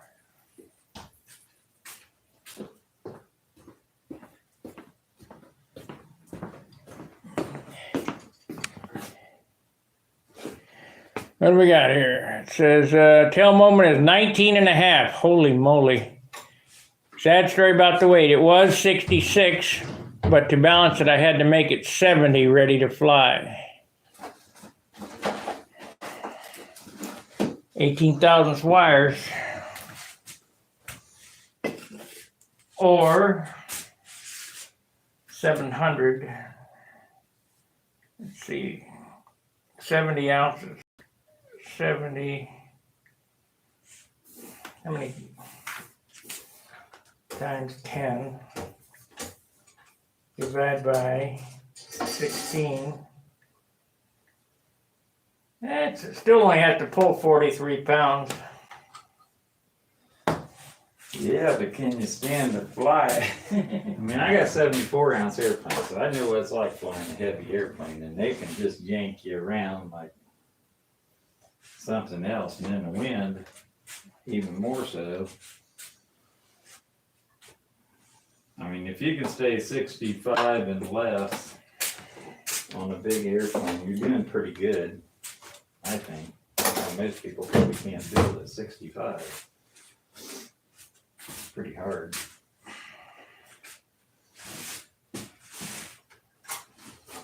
Can we inspect this now, or Yeah, you want to grab it? There you go. Not by the stick. That's cheating. Oh shit!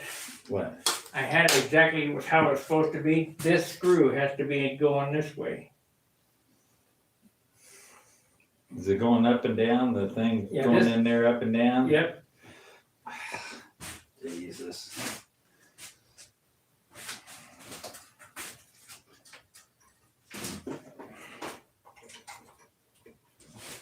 Now it's gonna be screwed up.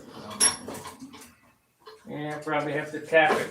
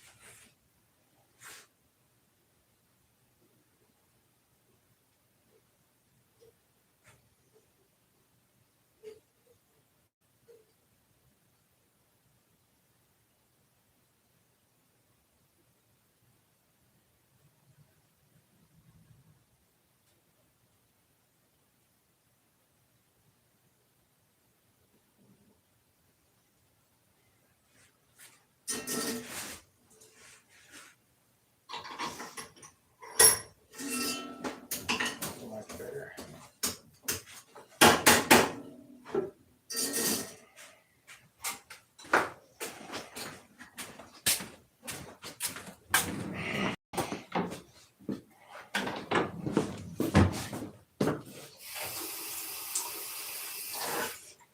Okay, now we need to cut the top one off.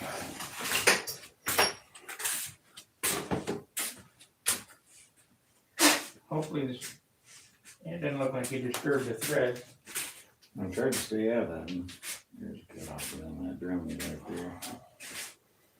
Yeah, but I don't want to hold it while I'm cutting it. Oh man. Chicken.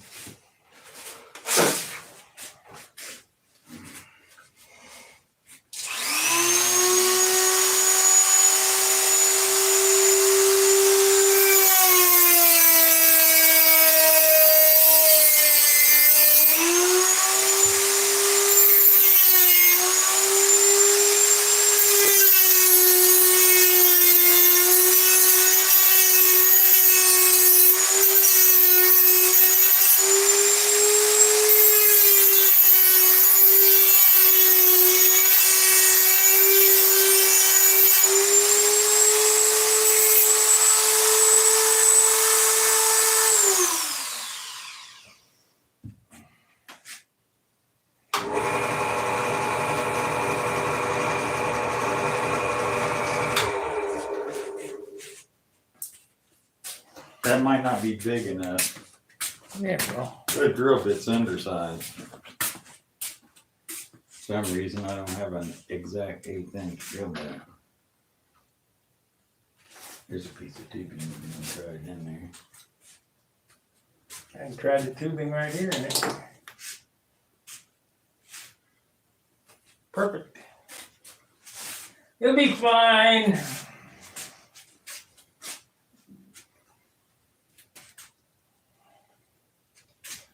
I need forceps probably.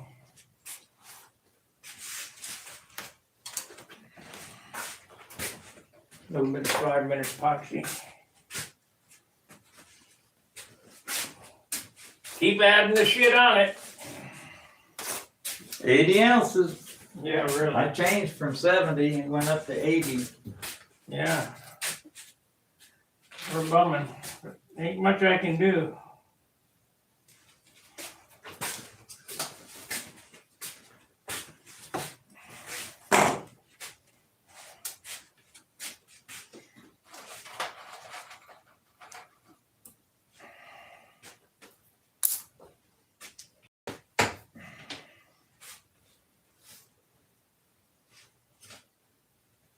Just too much airplane here. How the hell Billy did at 53? I got no clue. Some really super good wood. All those, like we said earlier, all those magnesium parts and pieces. How big a piece you gluing?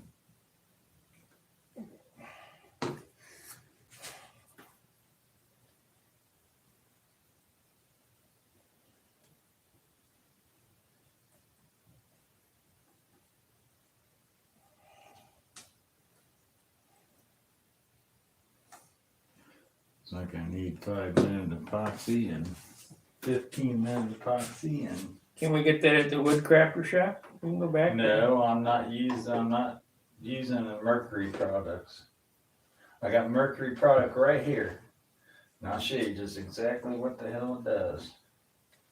Right there. Feel that. Freaking rock hard. And There's Mercury. what are you supposed to do with that? Shit sucks. You do it just like this. Throw it in the trash can because there's wasted $20 right there. Get Z-Pod. Shit. Here, smoosh some Zap. on that washer.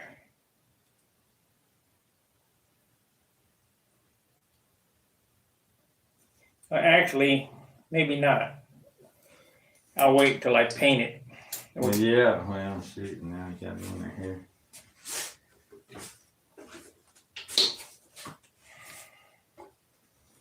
Gotta get busy there. Yeah, I've got to get busy. Wait till it's painted. That way it's super. Well, you can take that out. Huh?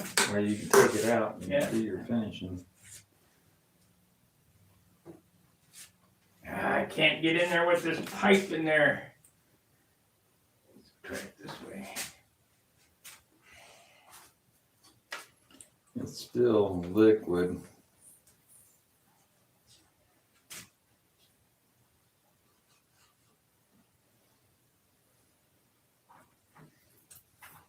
Get on there.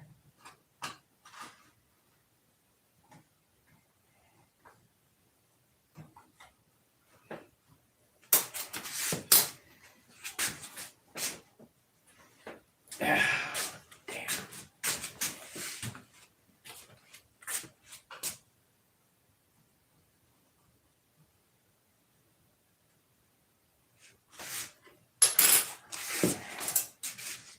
There we go. Is it straight up and down? I can't see it. I got the Allen wrench in it right now. Want me to snug it? Yep.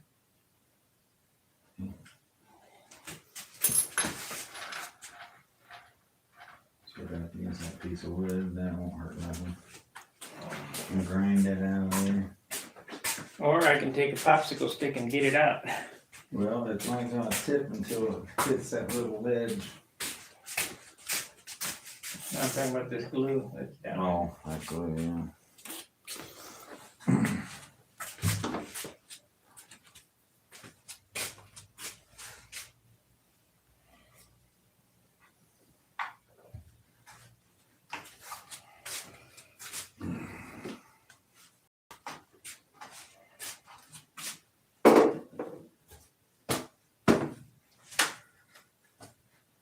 Well, if it's gonna be a turd, I'll go ahead and urethane it. Okay, I got it out.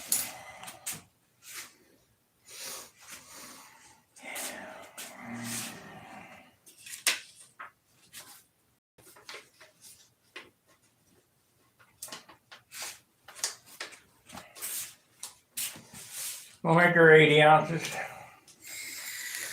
There's the mystery ounces.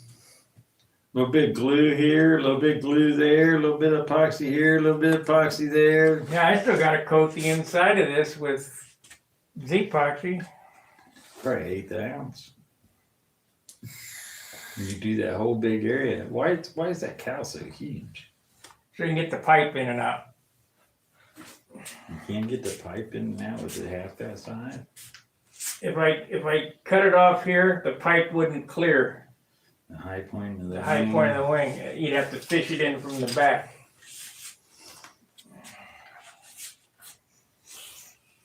See, Billy's pipe is smaller.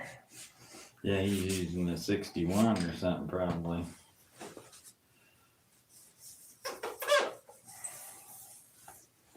Yeah, he might have went to a 65, but it originally had a 61 in it. Plus, there's a zip tie that's missing off of there. I mean, there's a lot of little shit.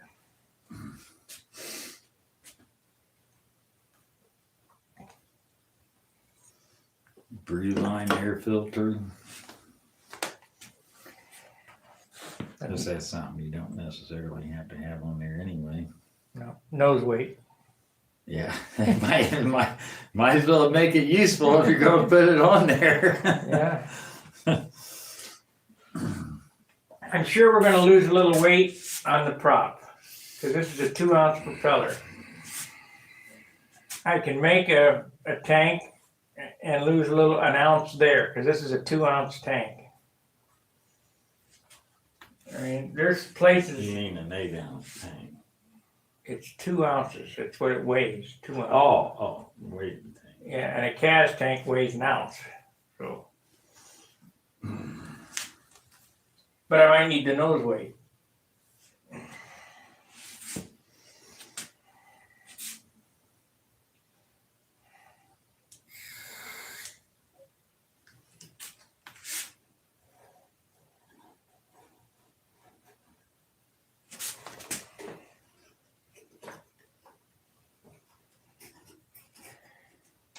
I don't know, it might surprise me. I might could do it still. Under 64. It'd be tough.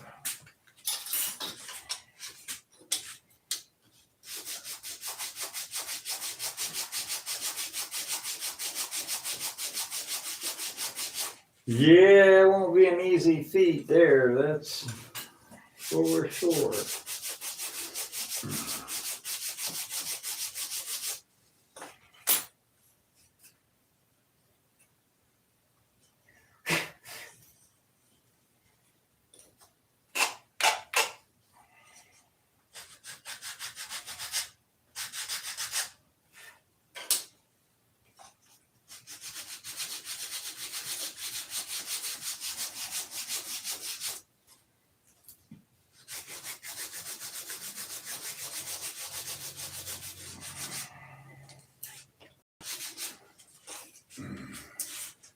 Well, I knew the landing gear were going to add some weight. Let's see what these weigh. Normally allow 3 ounces for landing gear. That's wire and wheels and. Yeah. Yeah, this is only a 1/4 ounce, so. 1/4 ounce there, 1/4 ounce there, quarter. 1/4 ounce a piece. Yeah. So there's a 1/2 ounce plus 1 ounce. plus wire. Weigh that wire. Here's half. 1.2. 2.4. Yeah, that ain't bad. You got your real colors and all that. It's gonna be 3 ounces. Solder washers on it. Yeah. By the time you get solder and all that crap on there, your spacer and it'll be 3 ounces or right at it, 2.9. You know.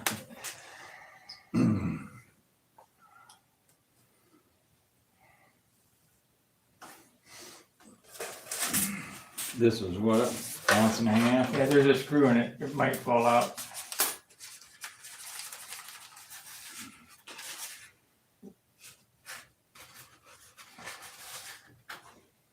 Let me see it. It's still in there. It's in that close side.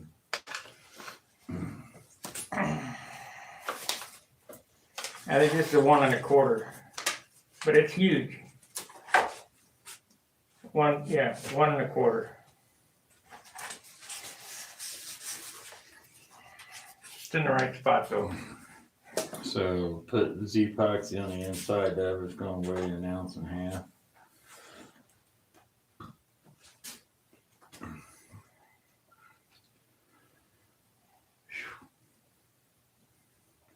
Problem, you know, that's the only problem at this stage of the ball game, man. Anything you do to it does nothing but go up. That's the scariest part of the build right now. Yeah, I got to be real careful what I add to it. Yeah. And you could do that even during the construction process. You know, I used to do that. I was notorious for doing that, trying to reinvent the wheel. And I'd say, well, this landing gear is a little bit wimpy, so we'll add a little brace there. And this looks a little bit cheapy here, so we'll do a little bit there. And I had this happen to me this one time. And I got to compensate for that. And Yeah, but I didn't add anything extra on this airplane.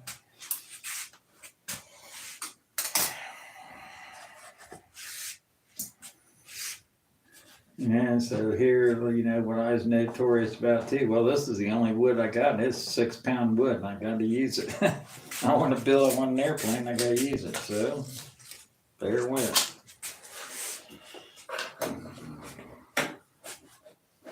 And you think, okay, well, this grain of weight here and that grain of weight there, it all adds up.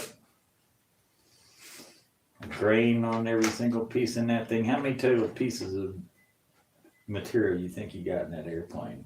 300 or 400 pieces? Probably 500, maybe more.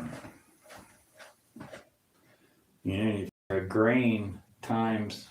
Just in the tip weight box, there's 4, 5, 6, 7, 8, 9 pieces just in the tip weight box. 9. Oh, including the bolt and the. No, I forgot the bolt. That's T- 10. T- No, nut. and I forgot the cone at the bottom. That's 11. And the blind nut. That's 12. You got 6 for the box, Plus plus the wood cap, 7. Right. Plus the floor. That's 8. No, Plus, yeah. 6 sides to box, right? That's the top floor, bottom floor, and 4 sides. 6 pieces. Plus the top on that. Then the piece of plywood that goes on, or the piece of balsa wood that make you say into the shape of the wing, that's 7. Oh, you put 2 pieces or 3 pieces around it, 7, 8, 9, 10. There's 12 pieces in that The box. cone, yeah. Plus the blind nut. But it doesn't matter because it's out on the tip. That means just less tip weight. Oh yeah, you could have not hollowed all them wing ribs out up there. Yeah. So that's 12. Let's count them up. 13, 14, 15, 16, 17, 18, 19, 20, 21, 22, 23, 24, 25, 26, 27, 28, 29, 30, 31, 32, 33, 34, 35, 36, 37, 38, 39, 40, 41, 42, 43, 44, 45, 46, 47, 48, 49, 50, 51, 52, 53, 54, 55, 56, 57, 58, 59, 60, 61, 62, 63, 64, 65, 66, 67. Forgot the little 67, 68, 69, 70, 71, 72, 73, 74, 75, 76, 77,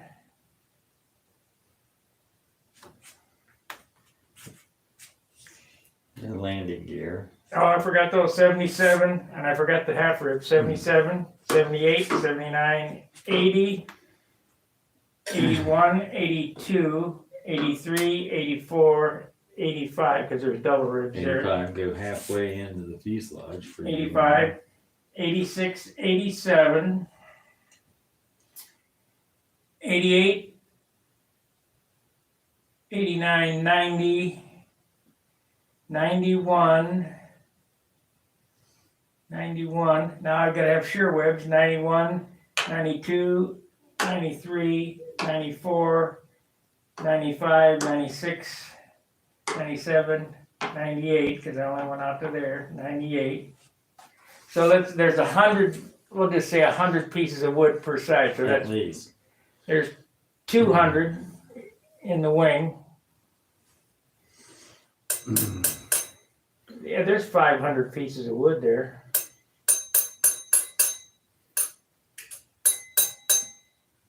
$500 times a gram, 500 grams. Yeah, see, it can add up. A grain, I don't know how much a grain is opposed to a gram. How many grains in a gram? How many grains are in a gram? 1 gram is 0.0022 pounds. How many grains are in a gram? Here's an answer from AskNumbers.com. 15. There are 15.4323584 grains in 1 gram. 15 grains in a gram. So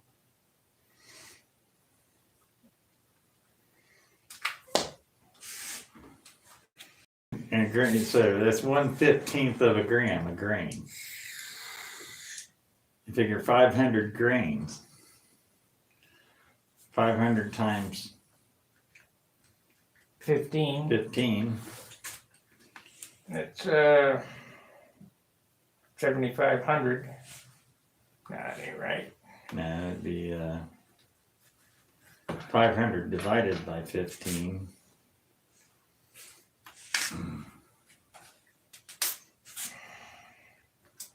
$500 divided by 15. 33 grams. That's an ounce. So there's an ounce. Just at 1 grain per piece. And a grain ain't nothing. A grain's like,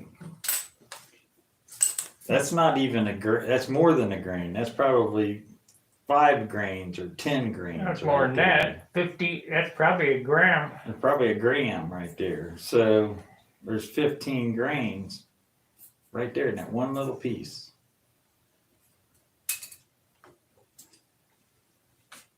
And you know, say you sanded that out on the inside and you didn't get right up to the bulkheads, and you got a fillet like in there where it goes thick and then it gets to your thinnest section. You know, all them little inside curves there. It's not uniform thickness the whole length, so it's weight. And glue, I mean, one little drop of super glue that gets put on there that's in a spot where it doesn't need to be, it just soaks into the wood. It stays there. It never dissipates. Right. Well, I got a bottle of super glue in it. So Yeah, so how much? Well, they're 2 ounces, but that's fluid ounces. That doesn't necessarily mean that's weight ounces. Can't tell because you don't know what a bottle weighs. Heavy ass bottle.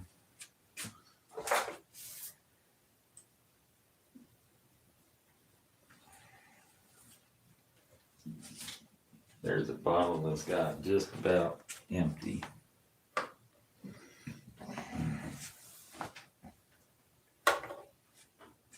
Half ounce. You got 1/2 ounce.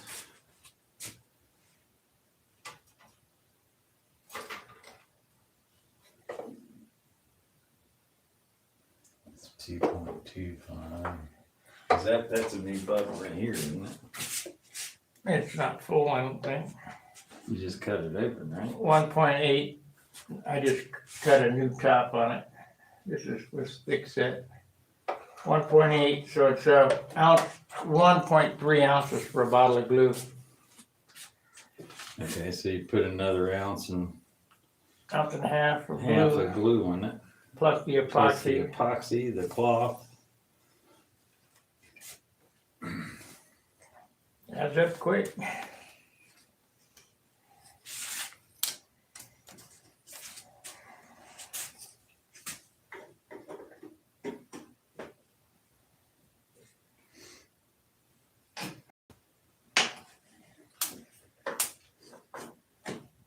Well, McDonald's airplanes are in the 70-ounce range. His Thunderbolts. Were they? Yeah. What's that one he's been, the Quilla or whatever it one he's been flying here? 72. If you look at the weight list for like the NASA and stuff, there's a lot of 70+ ounce airplanes. A lot of them. And probably a lot of that can contribute to spray shine on them. Oh, definitely. And they're just a finish, or they'd be in there at 65. The 60 would be better.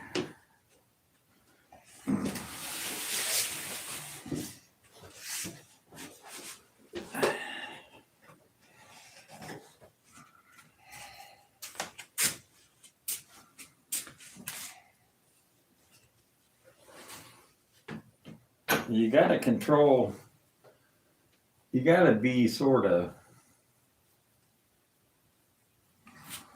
obsessive compulsive about weight, because it's a proven fact that lighter airplanes fly better than heavier airplanes. Oh, not according to Brett Buck.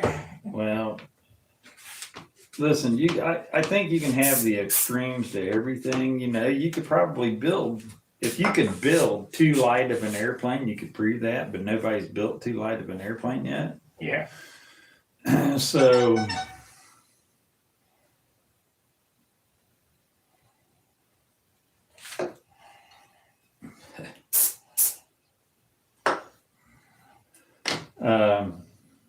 yeah, you could feasibly build one too light, but you'd be hard pressed finding the materials to be able to do that. Too light is when it folds up. Right. Now, you know, taken for granted, I'll tell you, we've been pushing the envelope on structural design and stuff when it comes to cutting weight back. Because every time you make one of these pieces smaller and thinner and you remove one, and you know, you're sacrificing structure. When you go from a 1/4 inch spar to a 3/16 inch spar, you're sacrificing structure. So how overbuilt are these things? Well, if you want to build a real light airplane, you need to push those limits. And that's what's so hard about it, is if you push them limits too far, then you're folding the wing. If you don't push them far enough, then you're just carrying around excess weight that you don't need. You know, it's overbuilt.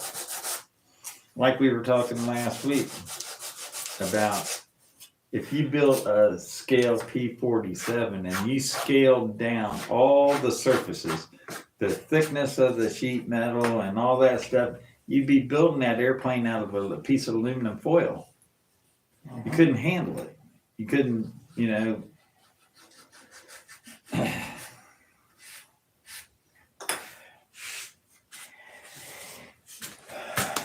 I looked at that Bally's bomber again. Boy, that thing was cool, man. Oh yeah. Yeah. Let's jump.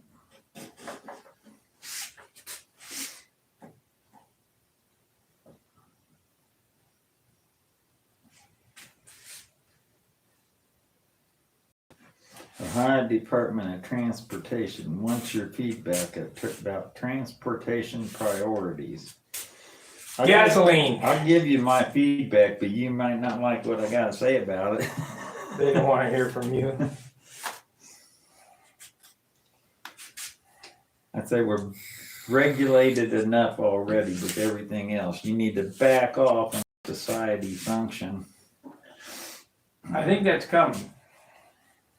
It's going to take people, everybody standing up. Got to walk in and got to protest. We can't let this country be invaded, and that's what's happening to us. We're being invaded, and it's messing everything up. We can't take in everybody's people in the United States. You can't do it. You got to do it at home.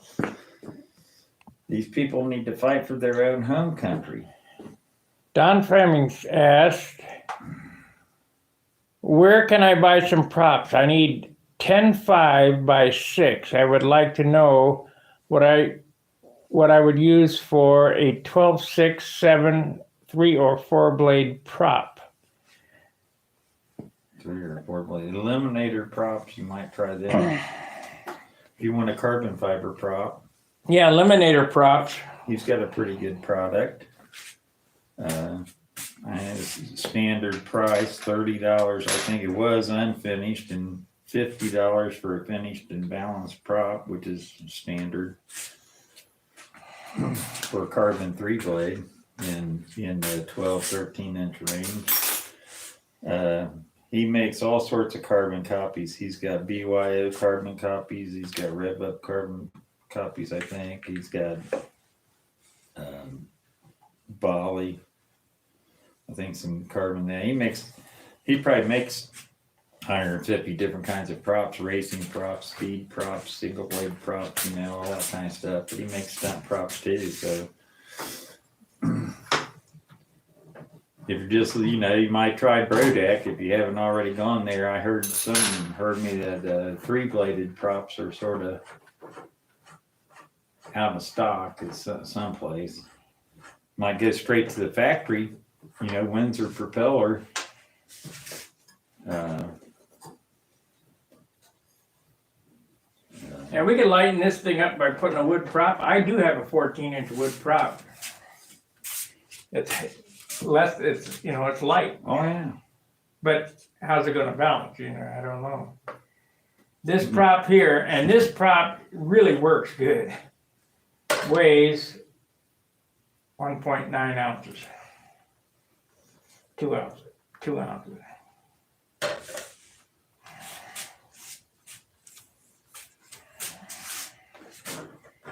I guess I could put it on the scale with the prop off of it.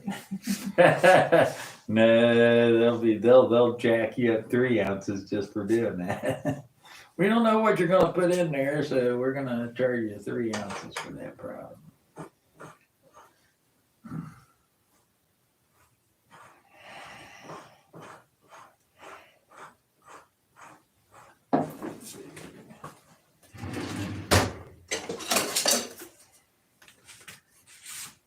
That ain't big though. That's a 13.6.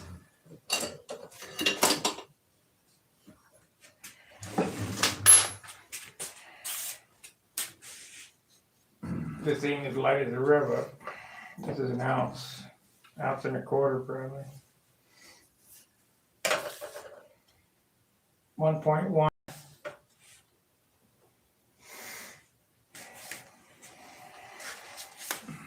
I probably got a 14 or 15-inch prop upstairs somewhere. I don't know where this one came from.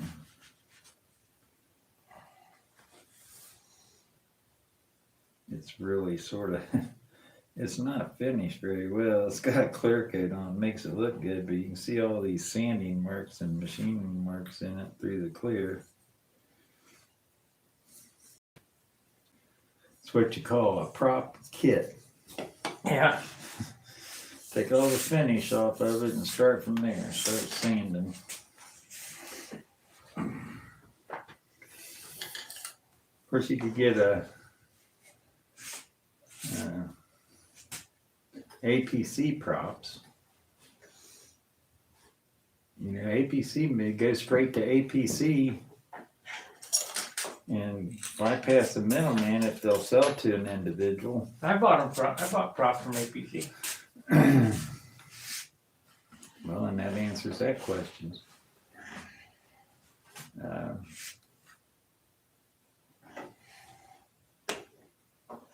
59 ounces.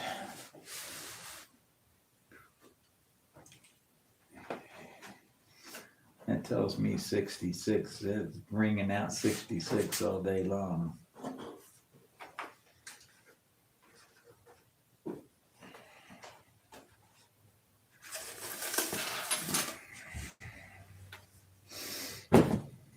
Well, I guess it's time to go out in the garage and put some dope on the fuselage.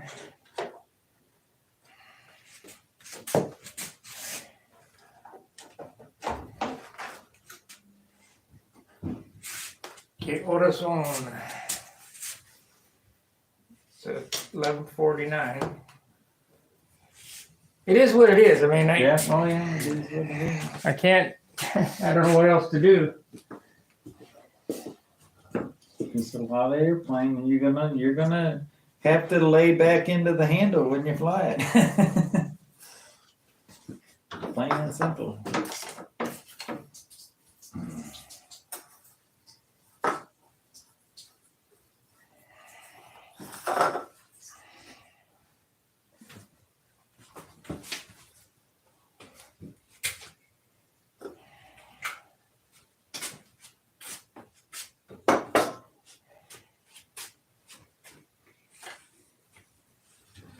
Which you did before. You know what your other thunderbolts They were? flew good. I'm not saying But I really enjoy flying the light airplanes because the wind. they don't wear you out. I can tell you right now that my airplane, 74 ounces, I fly it 3 or 4 times and my shoulder's starting to hurt. And if you go out for a long practice session, say you want to get 15 or 20 flights in, you better plan on probably having some rest breaks in there, or you're gonna be sore. Donald, you normally take 1 inch off when going from a 2 to a 3 blade, so 11.6 or 11.7. That's about right. Yeah. You just kind of got to put the prop on there and fly it and see what Fly it happens. and see what it does, and then if you need to trim a little bit off of it, the best thing to do is have by 2 everything. Yeah. Identical, and then you got one that you trim a little bit on and stuff, and one that you sort of leave stock. Use it as a baseline. Base, yeah. And then, just start trimming a little bit at a time, 1/16 of an inch, 1/8 of an inch. No more than 1/8 of an inch at a time. I would say no more than 1/8 of an inch. Can you mix up a little And epoxy then and just, fill these grooves I up? could, do I want to? You gonna glue that outer panel on that door? Yeah. After I put some epoxy in this groove. Well, no shit. Yeah.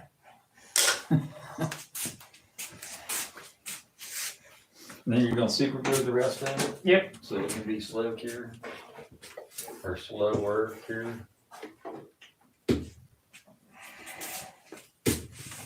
30 minutes? I guess it could be.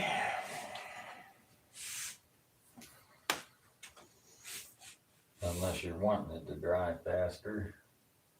You better use 5 minutes. Just have to get with it. We'll do one side at a time, or, well, should be able to do both sides. Get them on there and I rocket science. Go over there in that drawer and by underneath the bandsaw and get a bunch of them little clamps out of there.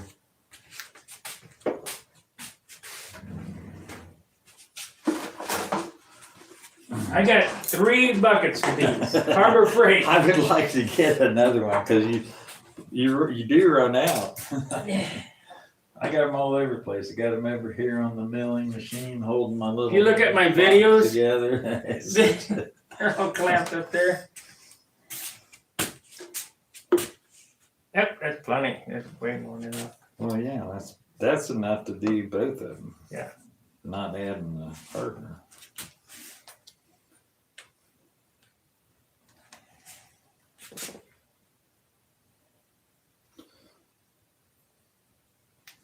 So That's good. I don't mind using epoxy. I just don't like to run out in the middle of something. You know what I do I want? have Those to mix it 2 pieces of paper to set this on so it doesn't stick to the glass. Underneath this end of the table.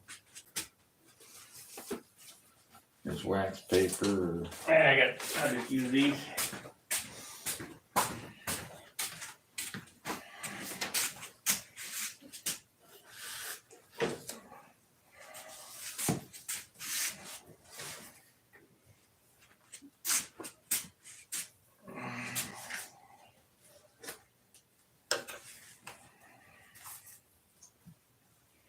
Probably can just epoxy the whole door on, the whole side. Yeah, you probably could. Is that what you want? Yeah, fill it up and thin it out. Get the other one. Doing that, I'll start getting it together. Okay, I got this piece.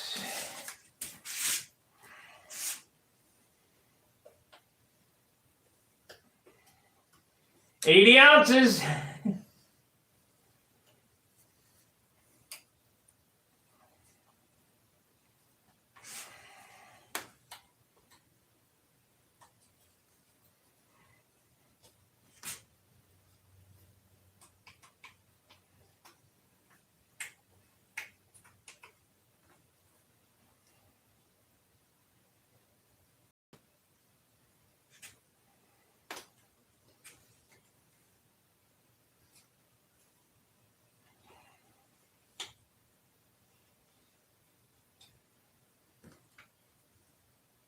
Pretty good, huh?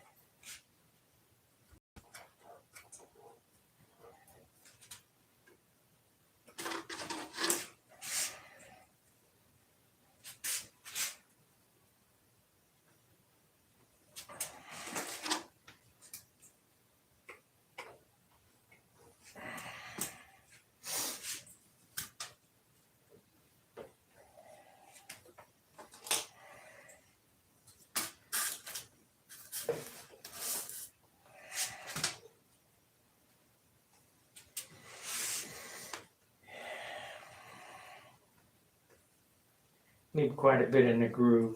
I do. More than enough.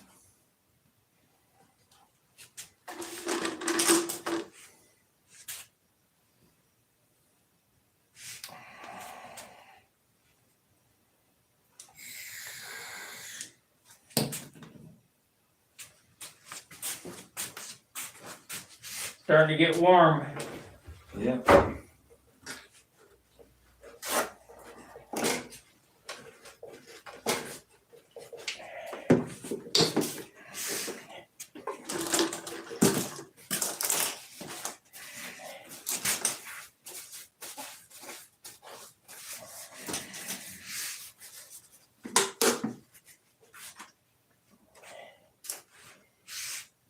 Any young guys watching this, if you never built a model airplane, you don't know what you're missing. It's really fun. Especially if you got somebody to do it with, then you can have sort of a blast. And you can,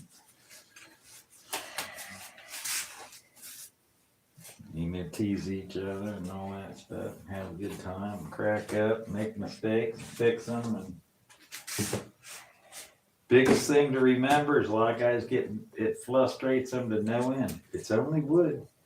Fix it. Cut it out, fill in a piece, do whatever it takes, just fix it. It's nothing. So you gotta make a piece twice. How many stab and elevator sets have you made? For this airplane, 3. 3 for that one. And rudders, 4. 3 or 4, yeah. It's not uncommon, you keep trying to whittle the weight down on them. Change dimensions of them, do whatever it takes.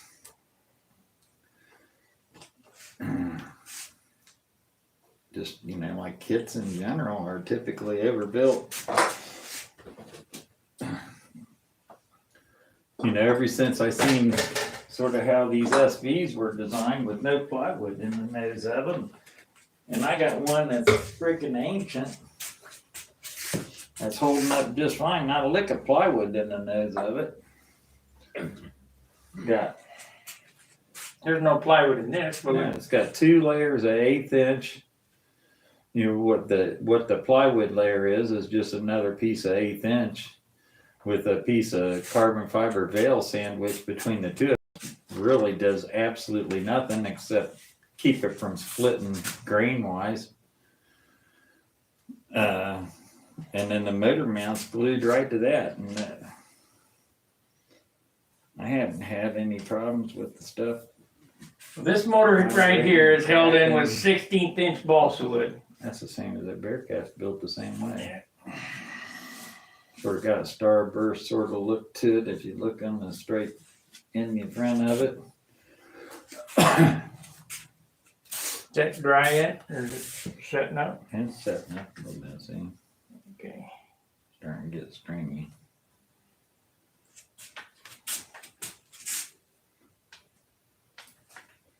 Yeah, this airplane has 1 light ply bulkhead here between the engine bearers, 1 light ply bulkhead here, and 1 light ply bulkhead in here, and that's just to hold the shape of the fuselage. And then, of course, we did those routed out engine bearers with balsa wood between it. And then there's a piece of 64th light ply, or plywood, 64th on the bottom, on the tank floor. Right. And then the rest is 16th inch balsa wood See, this that's way. another thing in a kit. Like those bulkheads would be 6-ply plywood. Yeah. It's overkill. You really don't need that. And this got a 75 in it. It could have a 90 or a 120 in it. It would still be strong enough. Oh, yeah. You put all the structure, all them pieces together, all held with that fiberglass on the outside and all that. It's pretty bulletproof. It's not made to crash, obviously, but If you feel the nose here, it feels like a bowling ball. yeah, it's solid.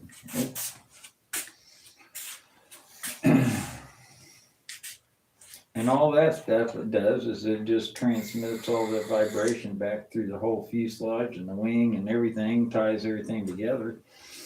It's,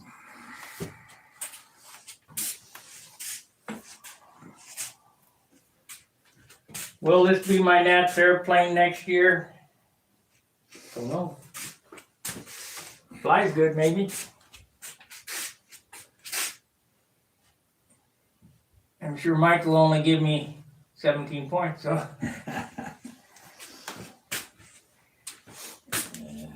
depends on who's judging and how good it is.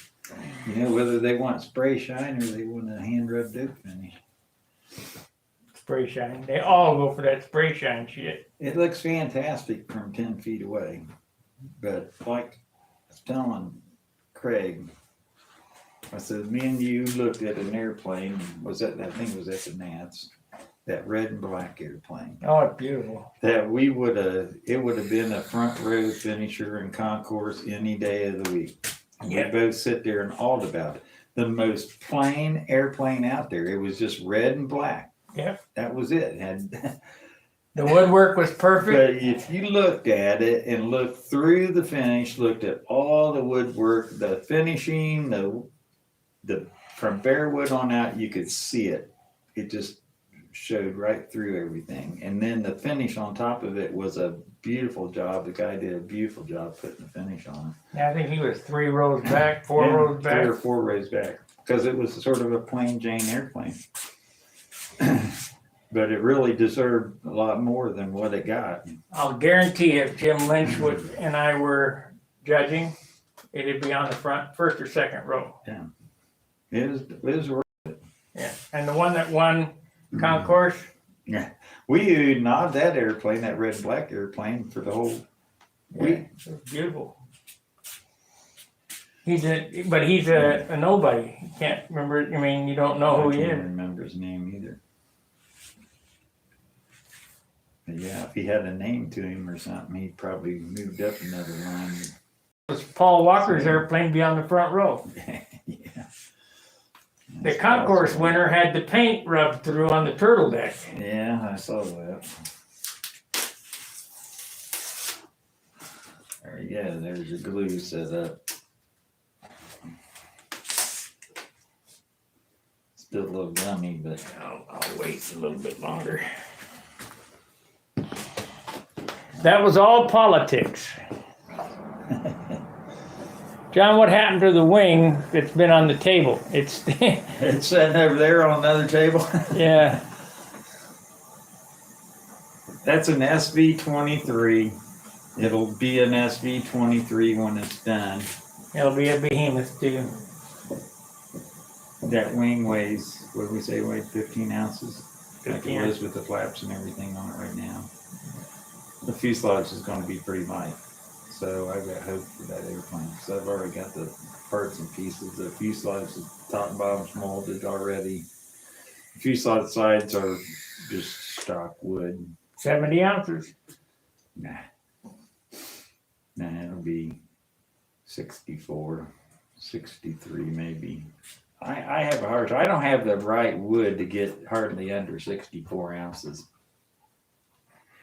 I don't either anymore. I'm getting 6-ounce finishes down, but 6 ounces on the finish only takes you so far. The base frame's got to take the rest of the way. Yeah. So that thing will have all molded components, and molded top block, molded bottom block. Can't get any lighter than that. And it's already molded out of some really nice wood. Fuselage sides aren't 1/8 inch; they're 3/32. So That wing is the same size as this wing. What did this wing weigh? 13 ounces. 13 ounces, yeah. So you got 2 ounces on me, and I'm going to be at 65. But you don't have as much. I mean, there's none. I don't have that massive fuselage and stuff, so. Yeah, it's just discouraging. Yeah, all happens right now at this stage of the ball game where they balloon all out of proportions. That's the whole reason why you gotta be on, and you were on that scale the whole time. You're beating that scale up. Well, what adds the weight is this power plant. I mean, The fixed weights, but if you got 22 ounces of fixed weights, you take it, your total goal, say you want to make it 60 ounces, you take 22 ounces off of 60, and that tells you what your whole frame covered and painted has to 60 weigh. minus 22. That's 38 ounces. So you can't make your whole frame right there covered and painted and everything. Minus 7. We'll say 7 ounce finish. That means everything has to weigh 31 ounces. Everything Before paint. before paint. There's just no way. Not with wood that I got. I mean, you could do 31 ounces on a 40 size airplane pretty easy. Yeah. You know, a lot smaller everything. The finish is going to be lighter too because there ain't as much of There's it. not as much of it, so you can do a 4.5 ounce finish instead of a 6 ounce finish. So, I mean, a lot of these guys, you know, and then they buffalo you, say, my airplane sitting the way it is 61 ounces. I said, yeah, it doesn't have the battery in it, doesn't have the fuel tank in it, the motor's in there, you know, wheels are on it. There's a lot of lying going on. Why buffalo about it? You know, it is what it is. You accept the weight or you don't accept the weight and you build a new one. Or you take that 80-ounce airplane, hang it on the wall over there and say, you know, or sell it to somebody and let them dabble with it. Well, I wanted another one of these because they are cool, no matter the weight, you know. You know, there's plenty of airplanes out there that weigh 74 ounces that fly pretty doggone good. And some of these guys are good enough pilots that they can make it look like it flies good, whether it does or not. You know, they could fly a brick out there and beat you.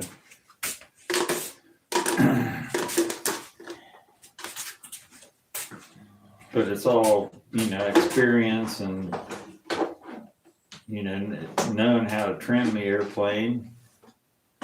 But you can always tell a heavy airplane in the corners, and it doesn't matter who's flying. Yeah.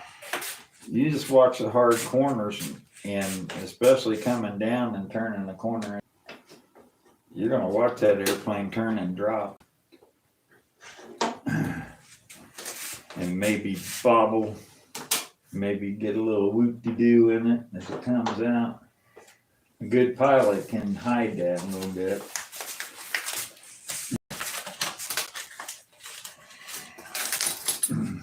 Doesn't mean the airplane is at its utmost performance, you know, because your wing loading's up.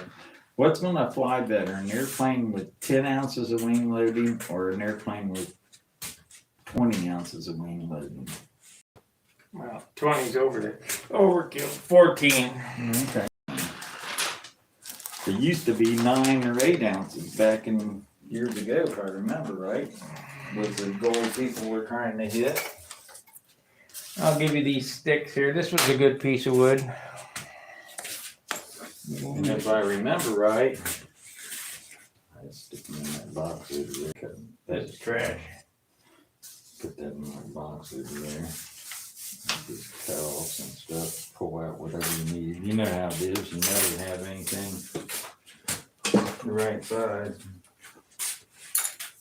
Save all this boxes of stuff.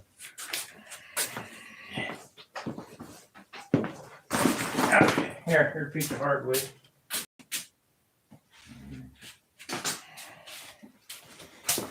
Well, Here's your next project right here on this yeah, I know. building board. So I can get a work table back.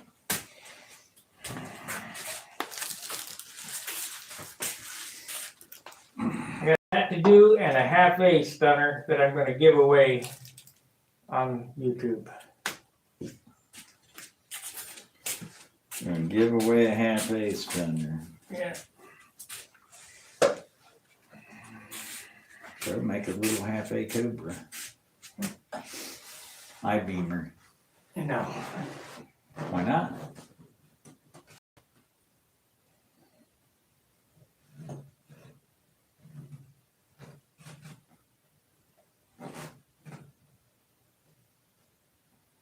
It'll balance. Watch your smoke your thing.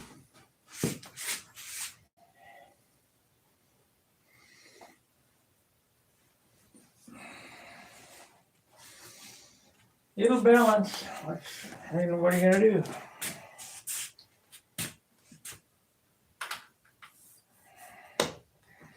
Go upstairs and start doping. Yeah, I need to break. It's about lunchtime, isn't it? 12 something. 12.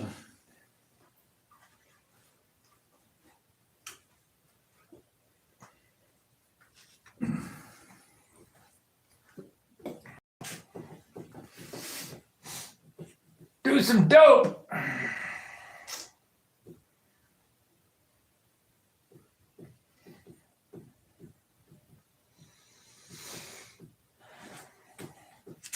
Quite a bit of work though for one day so far.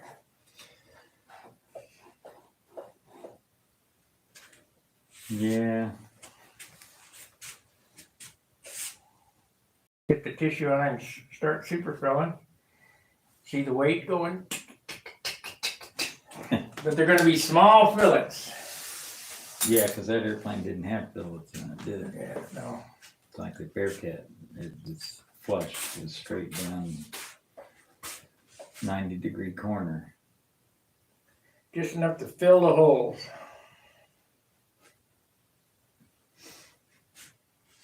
I think instead of Z-epoxy inside there, I'm going to put dope inside there in the cockpit. Dope got to be lighter than Z-epoxy.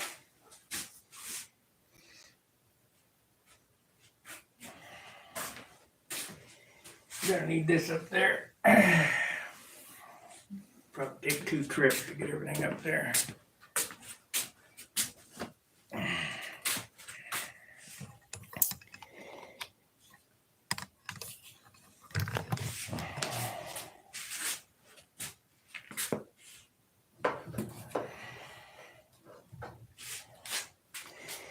You can carry the camera.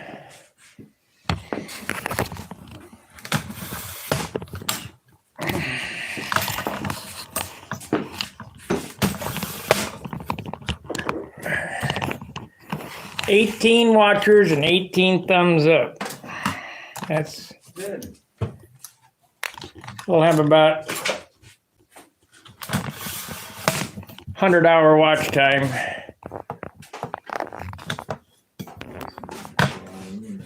Here.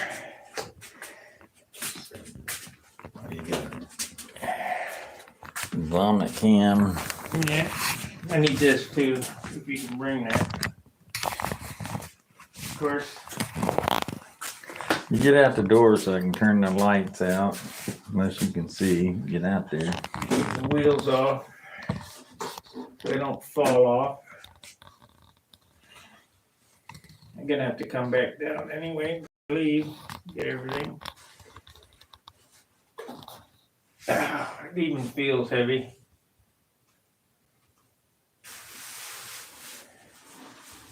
What are you gonna do? Start all over. Yeah, time to build a new one.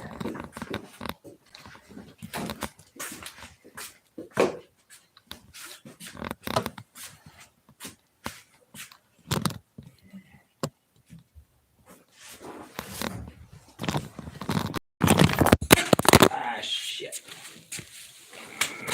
Pardon the French, guys.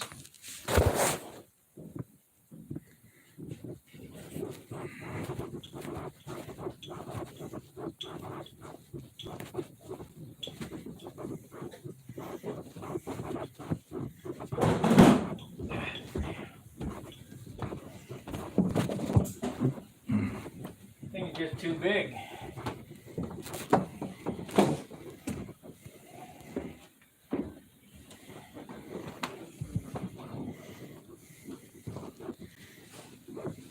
Too big. Just knock this Yeah, off down there. of course. Well, good thing I did it where I was because I was still on the pad. Okay, you hold this.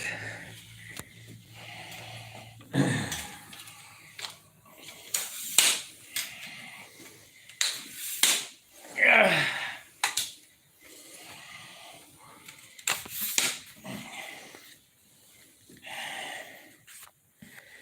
All right. We got 20 thumbs up and 18 watchers now. That's good.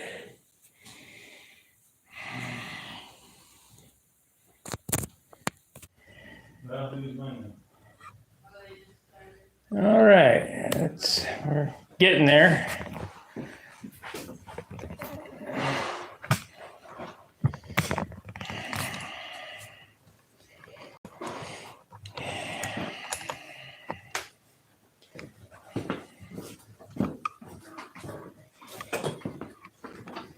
Well, that ain't right.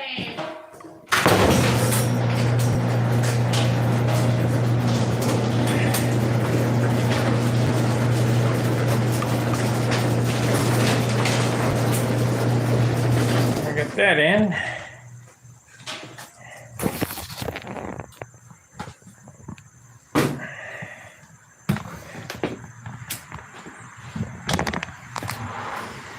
that green cord back there is a 25-foot cord. That's right. We're good.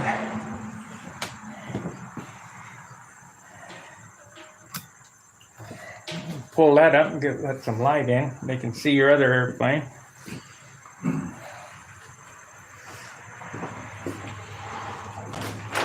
Yep, still sitting there, same spot.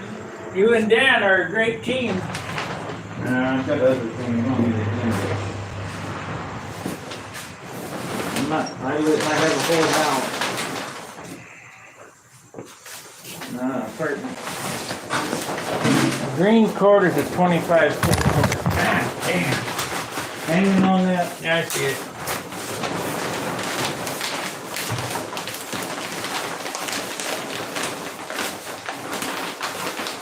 We'll go for the 25 footer so we can move it around.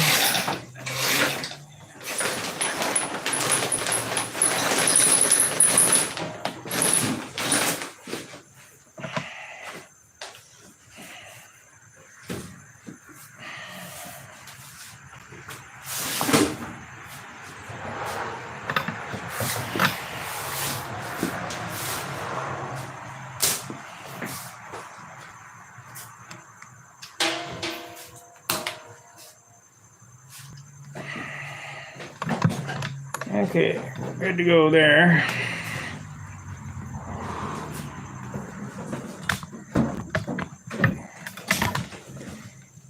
Sorry about all the rigmarole, but that's how it works. I guess that'll be good right there like that. If you don't like that, too bad. Okay, we'll go out and get the dope. Dope!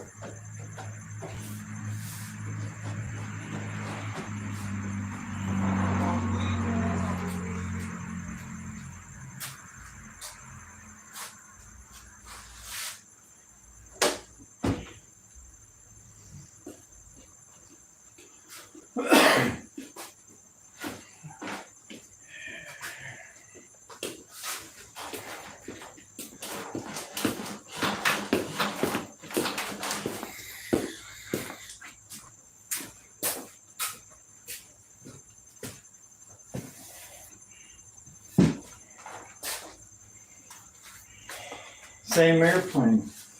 Yeah, basically.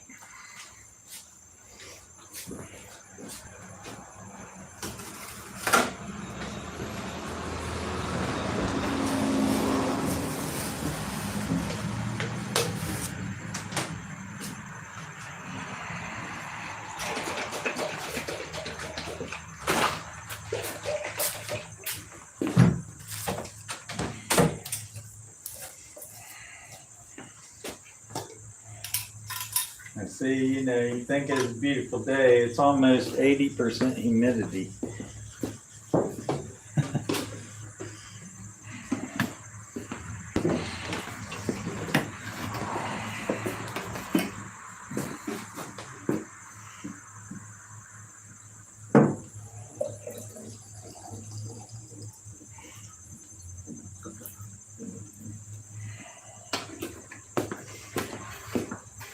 Hey, I got a can of spray shine here I can spray it with. There you go. Some nice stuff, Jerry. Get this gallon of primer on there. Hey, you could sand it all up. I want to see you. Yeah. I don't know why you do that. Once you weigh it before the primer, Prime it, sand it all off. Prime it, weigh it again, and then weigh it after you sanded it. All off. Right. There won't be much change.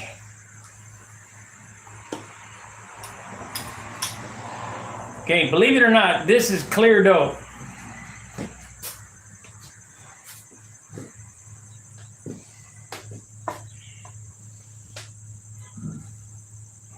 For the most part.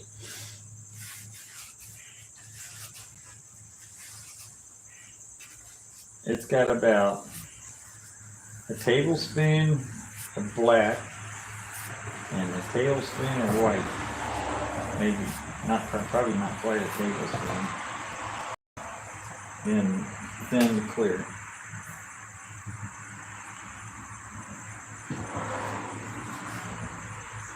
And the wing's not going to do any more brushing on the wing. Anything else goes on the wing will be sprayed on there, which will probably be another coat of that.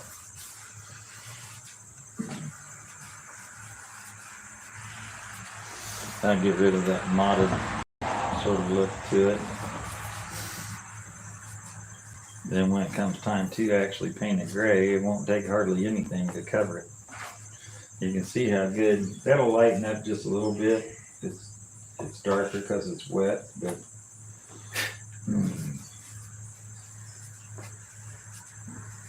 Get 3 coats of this Japanese tissue.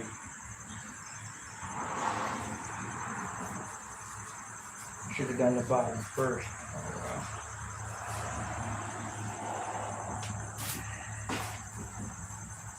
get the part of it that'll sit in the cradle first. And that way, by the time you flip it over, it'll be dry.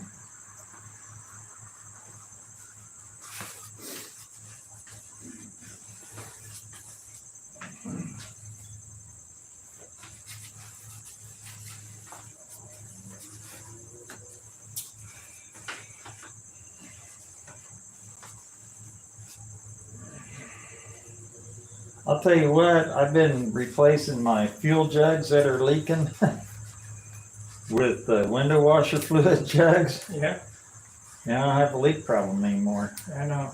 Much better bottle.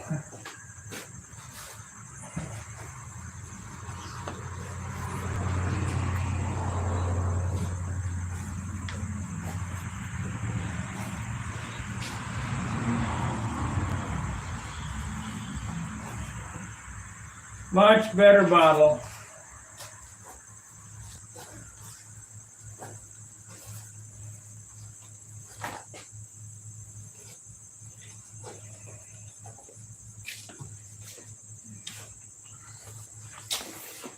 Got another heater throughout here.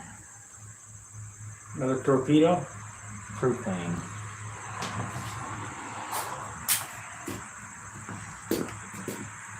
I got a fan that doesn't take any electricity. It works off the heat of the heater. We're gonna try it. Yeah, another month or so it'll be cold out here. Won't have that noise, that deafening roar.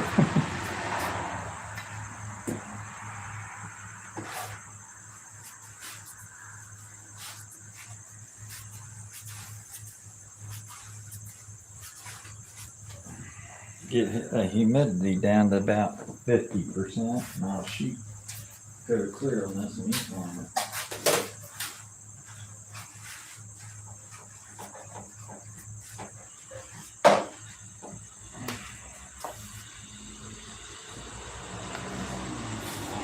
I went through and touched up the little dots on it, some of them that I saw.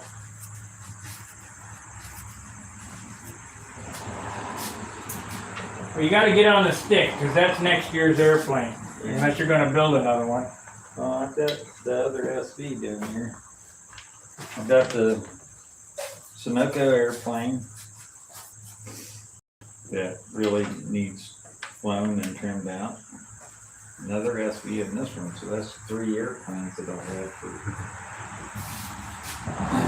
next year.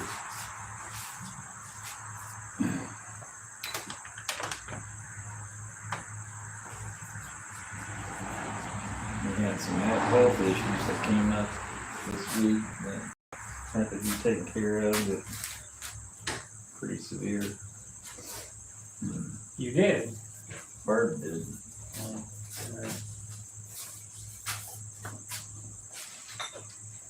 I did unexpected doctor visits and made almost a trip to the hospital and everything else, so.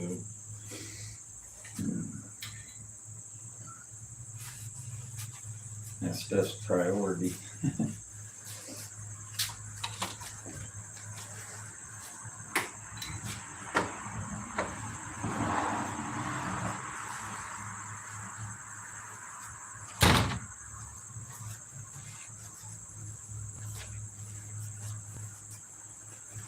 Amazing how much color that adds for no paint.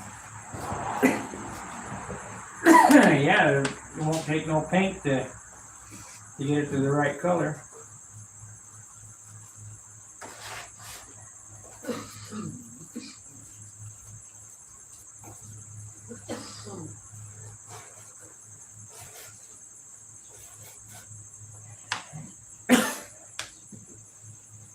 Let it dry and then turn it over to the bottom. Do that? This? Yeah. No, Why not? because it gets primer, fiberglass. Don't stick to it very good.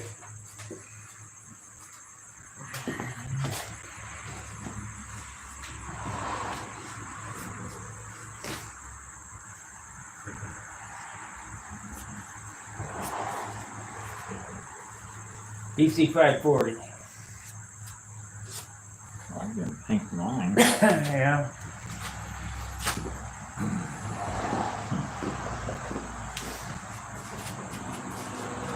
Keep an eye on that. You have a problem with it? Oh yeah, doesn't stick very good at all.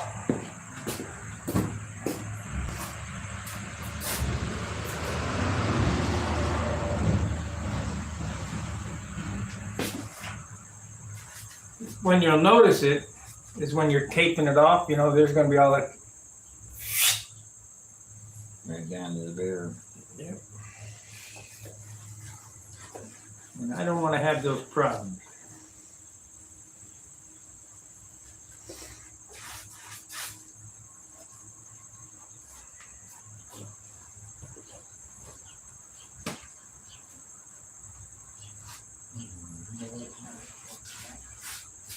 Not McDonald's.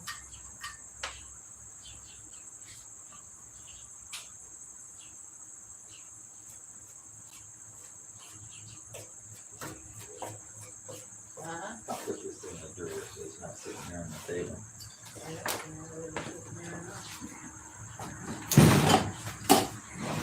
Okay, that's the first coat of that. I got weed whacker string. Yeah, these stupid things. Try to rewind them, you gotta constantly take them apart and feed that line on. They're supposed to be automatic feed and all that stuff, and it's just a. We got two of them, neither one of them are worth a damn. Get a feed right. So I'm gonna get me a piece of a 1/8 inch braided steel cable and a couple of wheel collars. That'll work. Put me a piece in there, 12 or 14 inches long, and a wheel collar on each end of it. And let it zip.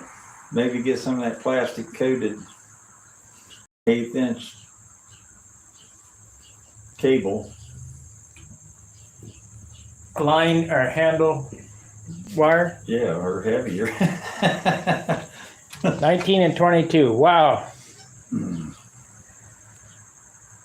It attaches to the model with it. There's a stick sticking out this way, and then a plate that's drilled for the engine holes. The plate bolts in there, and then it's a rotisserie. We can show them. We're waiting on paint to dry. And we're waiting on paint to dry, so.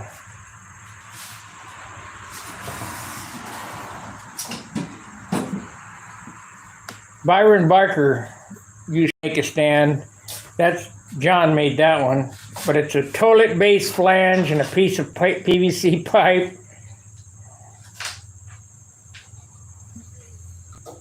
Yeah, you can. If they come over here, they can see that little doohickey in there.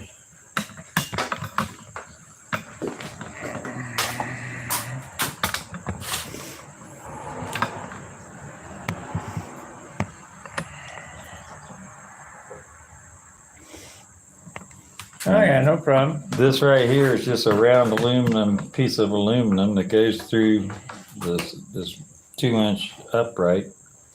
A little handle screwed on the end of it to turn it with, and then it's got half of it cut away right here on the end of it, and then it's drilled and tapped for these 2 bolts. And then this plate is just made for your motor mount holes, whichever engine that you happen to use, and you put your motor mount bolts in there and bolt it all together. And then when you take it off, you just take these 2 screws out and leave this whole part in there, and then it slides right off the end of this aluminum shaft here. And then, you know, this way you can sit here and take this airplane and flip it any which way you want to. Flip it and work on the side, flip it up like that. Now I've got that little stand that's used for saws that I support the end of it, especially if I'm going to leave it sitting here. Sometimes while I'm working on it, I won't use it, but if I'm going to leave it sitting here, I just take this piece and stick it up underneath the back end of the airplane, stick it on the tail wheel wire, and that sort of just supports it so it's not that weight hanging on the motor mount all the time. Same way if I'm working on the side, and if I'm doing any pressing on it or anything like that, I want to support the back, so I'll use that underneath the fuselage side or wherever. That thing adjusts up and down and everything. It's just it's a roller for an outfeed for a table saw or Looking at this, something like that. the finish on this is pretty good, really. I mean, it's pretty good, dude. Yeah, it's going to be a really nice airplane. Got a couple little. Yeah, there's some mistakes, but whatever. I mean, you got to look at what I'm really looking at it. Yeah. What I was looking at is, you know, how everything matches, and you know what I'm looking for. Mm-hmm. Like this right here, I'm not real happy with, but what are you gonna do? What about it? See that line right there, where you sanded Where through? it's ended? Well, I'll touch that up before it gets another clear coat on it, or before it's all said and done. Like I said, I went through and I had a little dot right here, and Spots there, but I had a overall, little dot back here. overall, looking at it and looking at the woodwork, how the cap strips go, and how this is all nice, and you can't complain. I mean, it's pretty nice. And the best thing about it is it's light. Yeah, everything's symmetrical. You know, all the paint scheme's symmetrical. You know, you gotta watch that. A lot of guys don't have an eye for paint jobs. You know, and it's all about symmetry. You know, it doesn't matter if it's just one line, but that one line's gotta match on both sides of the wing. Top and bottom. It's got to be uniform, and please, man, whatever you do, all these fonts you can get some pretty nice looking fonts out there, but when you put them on your airplane, they look like crap.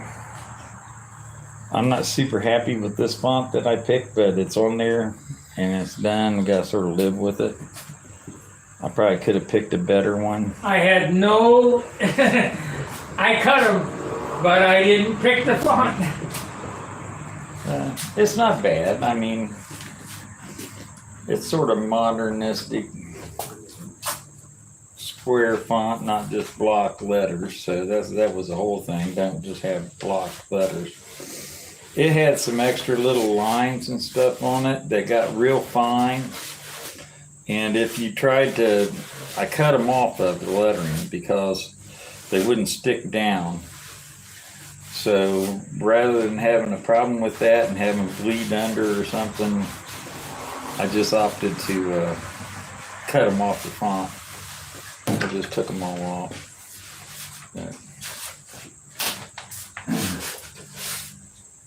The flaps really don't have anything on the flaps. The bottom, the checkerboard's on the bottom. If you notice, run at an angle.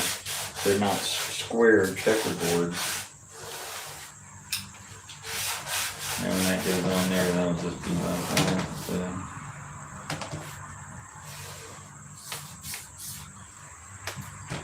But it'll get pan lines on it.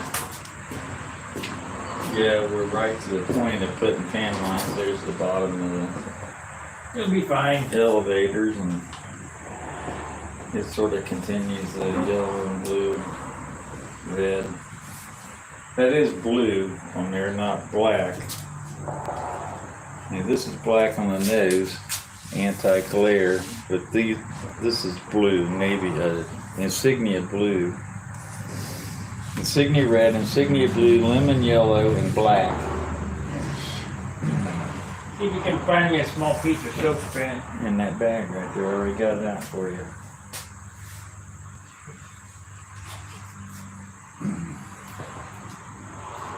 You can take your pick or whatever's in there. Take the lightest piece out of there. I don't know what's in this. Cut off. And light.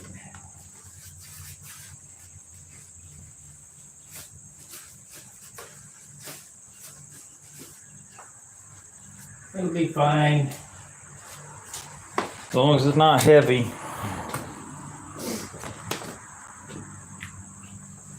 Especially for patches. Yeah.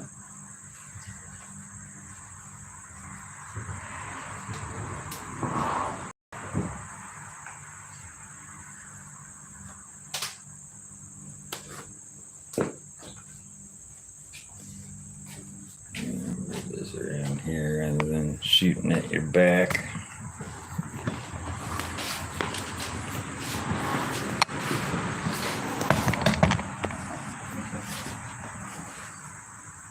We're about 20 sandings away.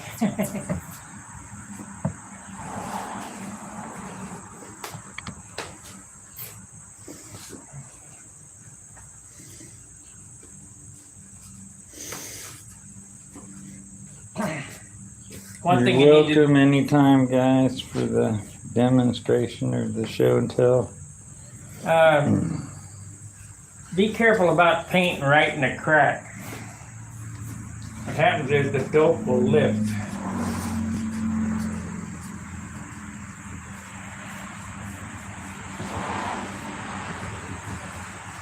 Yeah, never put your fillets in and then put your tissue on. Fillets are the very, very last thing. That holds the lift down. Covers the joint of your silk span, two places. If you cover through a fillet area with silk span, You'll have a when it problem. shrinks, it'll pull up and then you'll get bubbles. So to alleviate that problem, don't put the silk span all the way up and turn the corner. Butt it up against both directions and leave a void. And then when you come through with your fillets, that bridges that void and connects the two pieces together and you won't get the bubble. Not to say you can't get a bubble. If you put too much paint on your fillets, it can do the same thing all on its own and bubble up. So if you're spraying this whole wing, you never come in here and spray that fillet. You come up here and paint this wing and paint this fuselage, and whatever you put on those will put more than enough paint in the fillet areas. You won't need to run a concentrated spray pattern right down them.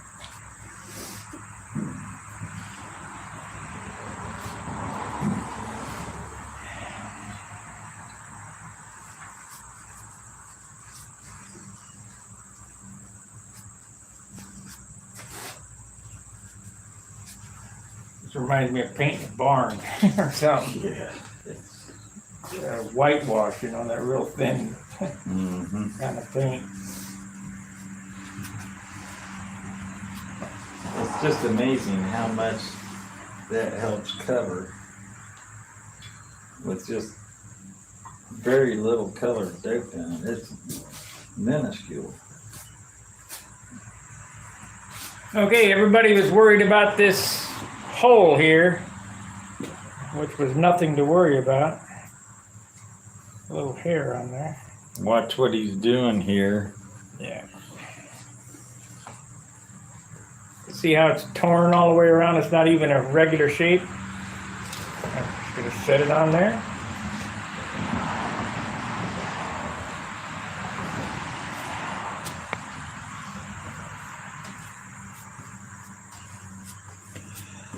I think the nozzle on my spray gun is a 1. I should have wetted it. I've got one that's a little heavier than that. That's probably, 1.5 or 1.4 you said there. I don't really know. Harbor Freight. It's whatever I got in a Harbor Freight cheap.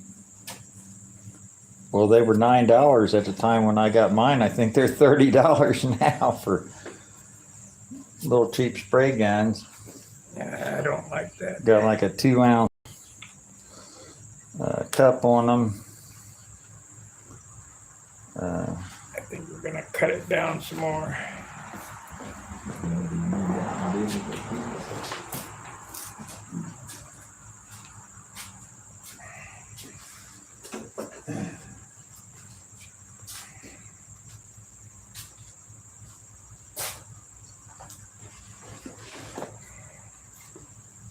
There we go. These are the cheap little spray guns that we're using from Harbor Freight. They're purple. What you want to do is get you a nice regulator and put it right on the end of the gun. That way you can regulate your air pressure right at the gun. You pretty much leave this bottom air bleed valve all the way open and then use a regulator to control your airflow. You've got about a 2-ounce cup.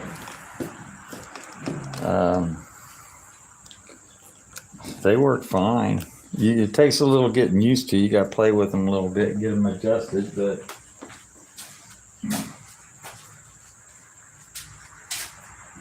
let's see. I've got probably 4 of those or 5 of them. And now the 4 or 5 of them, I got one that sprays exceptionally well, which I put off the side and I only use for my clear. And then the other ones I use for the colors, or if it's a small pattern on there, I'm just airbrushing on. I've got a little teeny Badger airbrush. It's not an expensive airbrush. I think they were $10 or something in a little kit. And it's plenty good enough to spray them colors on in stripes. But when it comes to covering the whole airplane, say I'm painting white, I use a Harbor Freight gun, and I don't see any sense in going any bigger. You can paint almost the whole airplane with like about 1 cup. Probably 2 cups. Yeah. You'll get a whole airplane this size.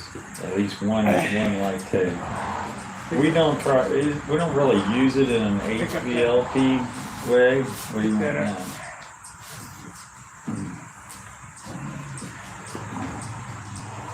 We use that gun more like an older style gun where you're spraying out, where you get quite a bit of overspray.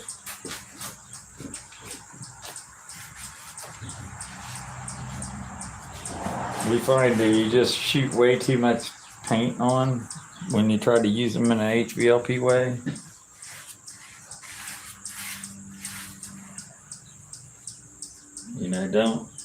Don't worry, keep thin that paint out. Don't worry about throwing thinner at it. Like this paint here is over 50-50. Well, you started out at almost Well, he started out 50-50 and he used half of that down and he filled it back up with thinner twice now, right? Yep. And he hasn't added any more paint to it.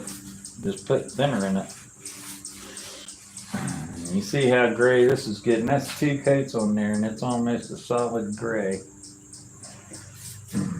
And it would be that way if it was white. Yep. Gray just covers better. You tint that white, tint it red, tint it whatever.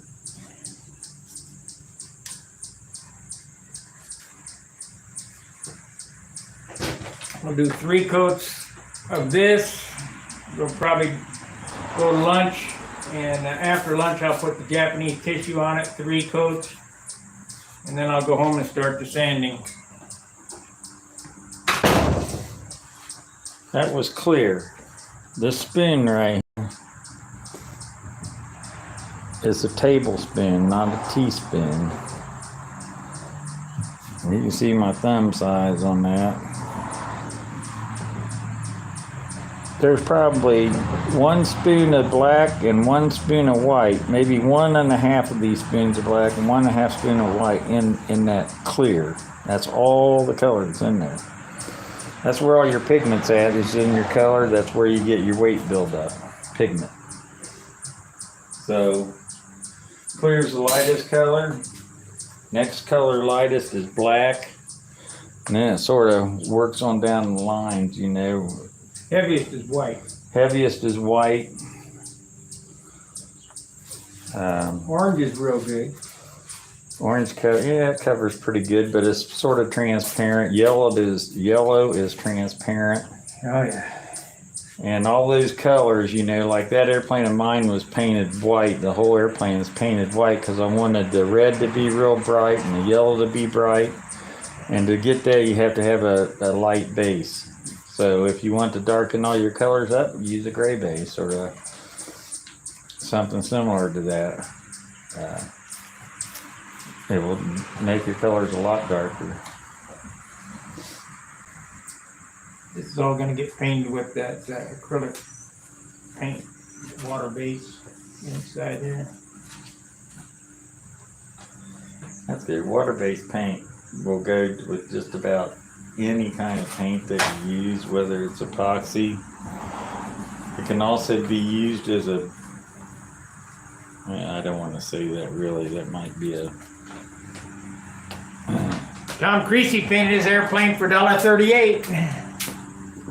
yeah, with little teeny 50-cent jars from Walmart. That's what I'm going to use to paint the cockpit with. He mixes that with dope though. Does he? Yeah. And somehow he mixes water-based paint with lacquer.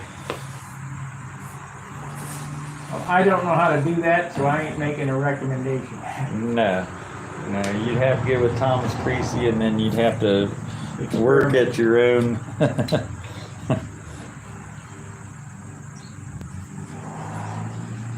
Work at your own peril.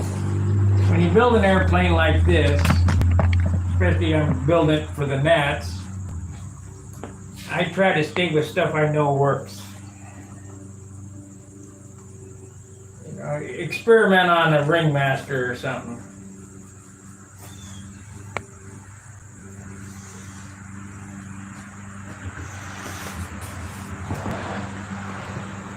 Yeah, spending money on this stuff. You could spend a lot of money, like Sparky's always said.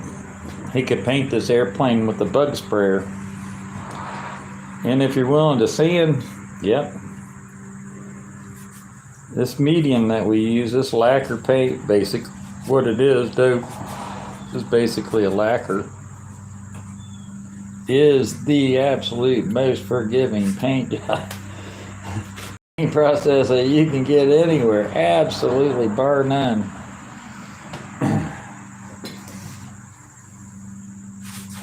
This thing really is getting gray.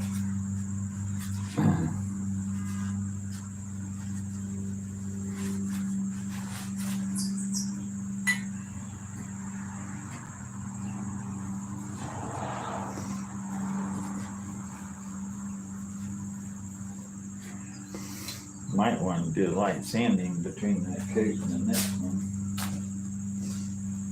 Get all the fuzzies off of it.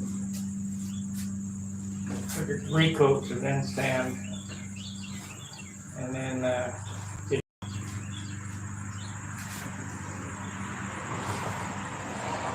it'll be drying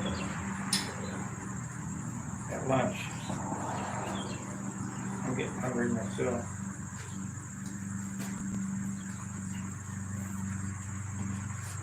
What are we gonna have? I don't know. Alright, probably see what she wants. McDonald's. No, she always said, man, I don't want McDonald's. You don't want to eat McPeople, huh? They normally have a pretty good fish sandwich. We went over there the other day and got a couple of fish sandwich and came back home. It seemed like they were sitting in there since 8 o'clock in the morning. Been refried a couple times.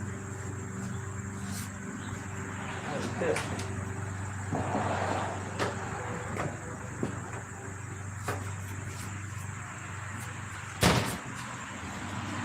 McDonald's eating McPeople.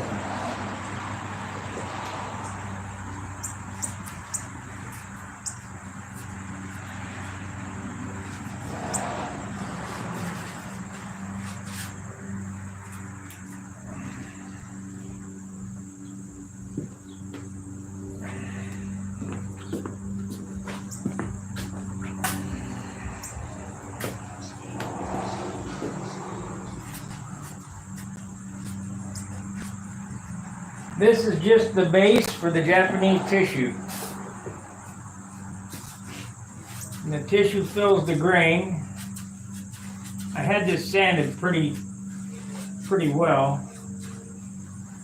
I mean, in a perfect world, I would put a coat on, wait, sand it, put a coat up, but I don't have a perfect world. I gotta do what I can do while I'm here, so.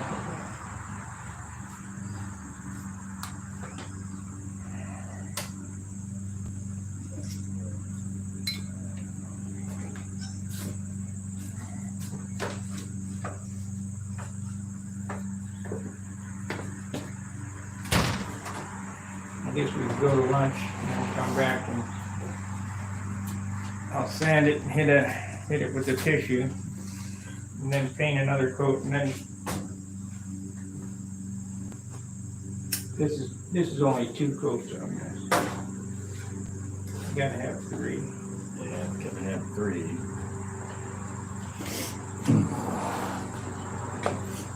Gotta look at it, make sure there's a $20. You get a $20 super chat. $20 super chat. Thank you very much. Who did that? Some guy, Sandy. Yes, thanks, some guy. Some guy in Sandy. Thank you. Vice on the gun from Harbor Freight. They work pretty good. You got the best thing you do to those guns is, here's a little bit more of advice when you get one, is take the whole gun apart. Look at the instructions, get the instruction sheet out of it, make sure you get one, and tear that whole gun apart and clean it as good as you can. Clean out all the silicone and the crap that they got in there, and put it back together with just a minimal amount of sealer and stuff, only where you need to put it at, and no more, and it'll be good. The best advice about painting is take all the WD-40 out of your garage and throw it in the trash a month ahead of time. If it's got silicones in it, You will have fish eyes like you can't believe.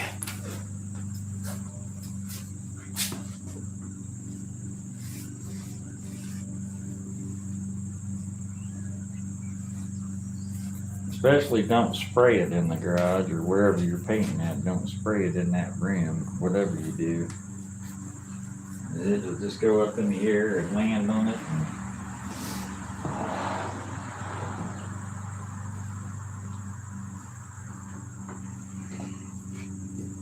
That got pretty gray quick, didn't it? Oh yeah.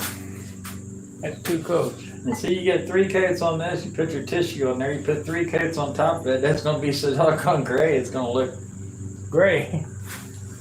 battleship gray. He's gonna paint the whole airplane. It's gonna basically be a gray tone anyway, so it won't take any paint, any top coat paint, which is one of your heavier colors, to cover that whole thing. It is one light coat and you're done. One light coat and then a trim, put your trim on it, then clear.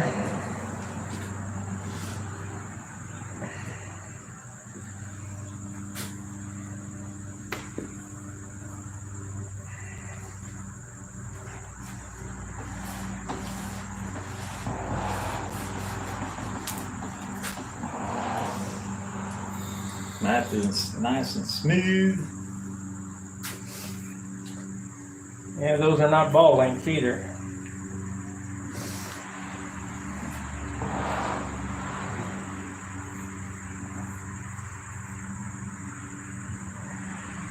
All I can do is try to make that 64 ounce.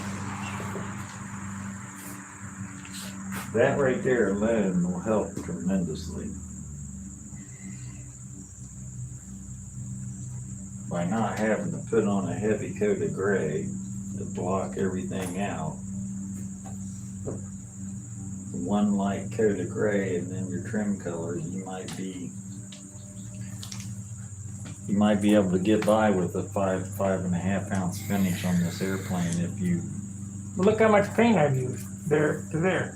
Right. That's it. I mean. Well, it's just the fuselage, but still.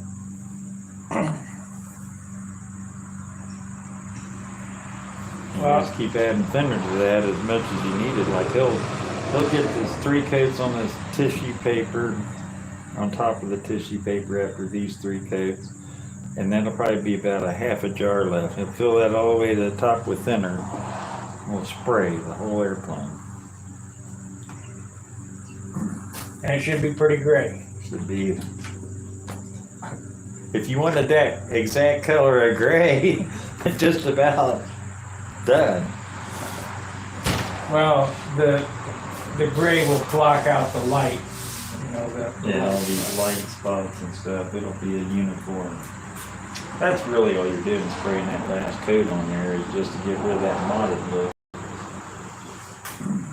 All your sanding and your fuzzies are going to be done before that final coat. pretty good right now. You can hear it. You can hear the roughness. That's pretty good. You know, you get these first 2 or 3 coats, it raises the grain of the wood, and that, when you sand it, that's what makes it mottled looking, because all the little high spots you're knocking off, leaving just the low spots. Excuse me. And making that surface flat. By the time you get that last coat, when you spray it, it should be pretty doggone flat.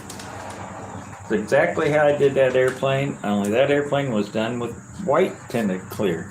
Get the bucket there, the home pad.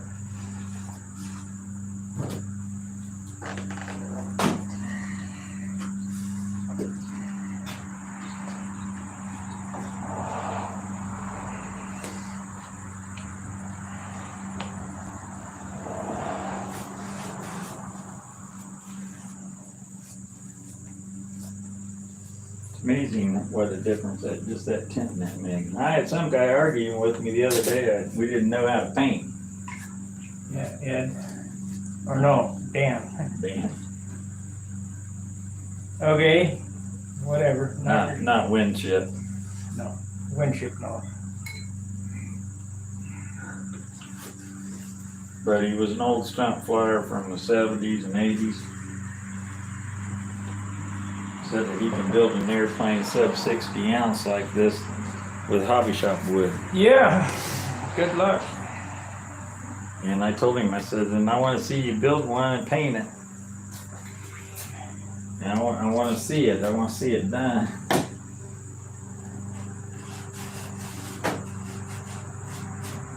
Get your heat gun out I here. said, no. That did not turn out very good. I don't know if it'll shrink up or not. That one should be okay. That looks fine. It looks A little bit too big of a patch on it, maybe. I want to take it off there. Not really. Let it dry. Let it dry on its own. Don't force it. It'll be dry by the time we get done eating. You can hit it light with some sandpaper and see.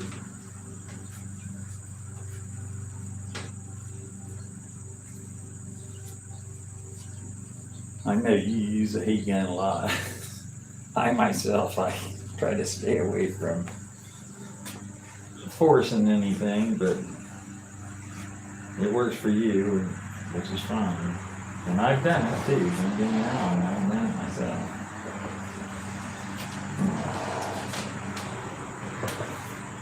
I'll tell you, the guy who's gonna benefit from this technique the most is Jim Lynch. He's already told me. It already does super nice finishes. Yeah. But this will help him get them lighter. The whole thing's the diet. I mean, it works. It absolutely works. And especially on 60 size airplane. The diet Sparky typically tells you all the time is for a 60 size airplane. 60-inch wingspan. You know, you're going to put a 60 or 75 in it, or 62-inch wingspan, somewhere around the 58, let's say 58 to 64-inch wingspan airplane. Full-size stunt plane. SV11, SV23, any of those.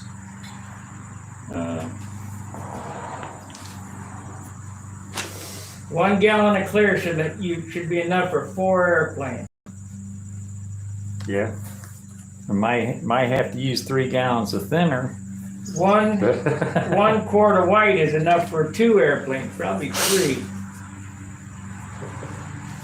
If you do it this way. If you tint the clear.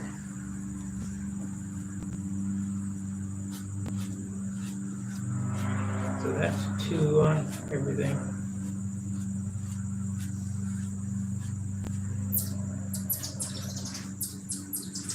It's really gray. Yeah. What? It shows you everywhere you put the paint on, shows you if you missed a spot.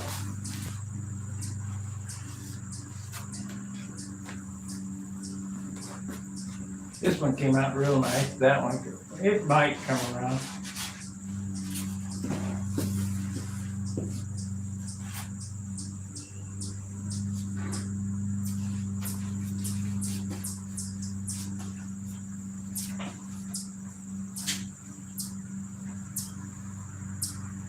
What do you think?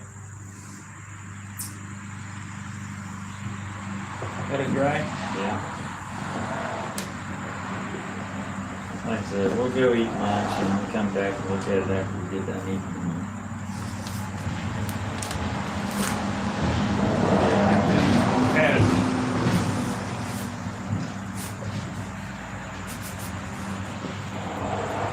Well, guys, we're gonna go eat lunch. We'll be back in probably an hour, and we'll tissue this up. Well, I'm gonna lightly sand this and then add another coat, and then tissue, and then 3 coats on the tissue. Is this crap thinner here?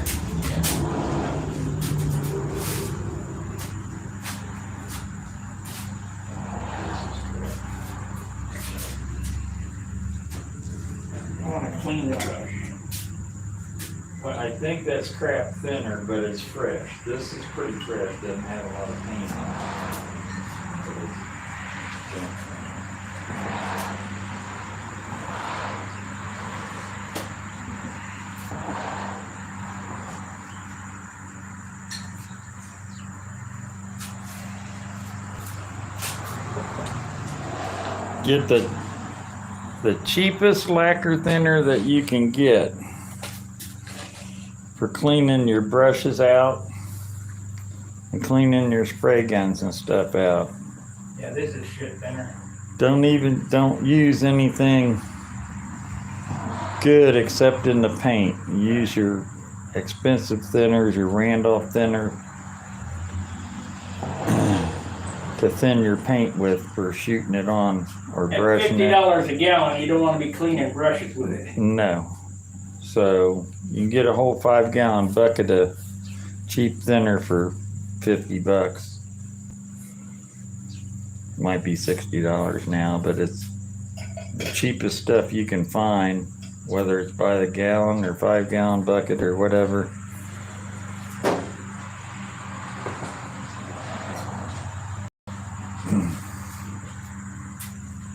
And always make sure that your guns are dry before you start adding paint. That cheap thinner isn't sitting in them. Run some air through them after you clean them out. Leave them sit for a bit and then run some air through them again. Always be a little bit that sets in there and before you add your good paint to it. All right, guys, we appreciate you watching. We've been on 3 hours and 45 minutes. Got quite a bit done. We'll be back after lunch, be about an hour.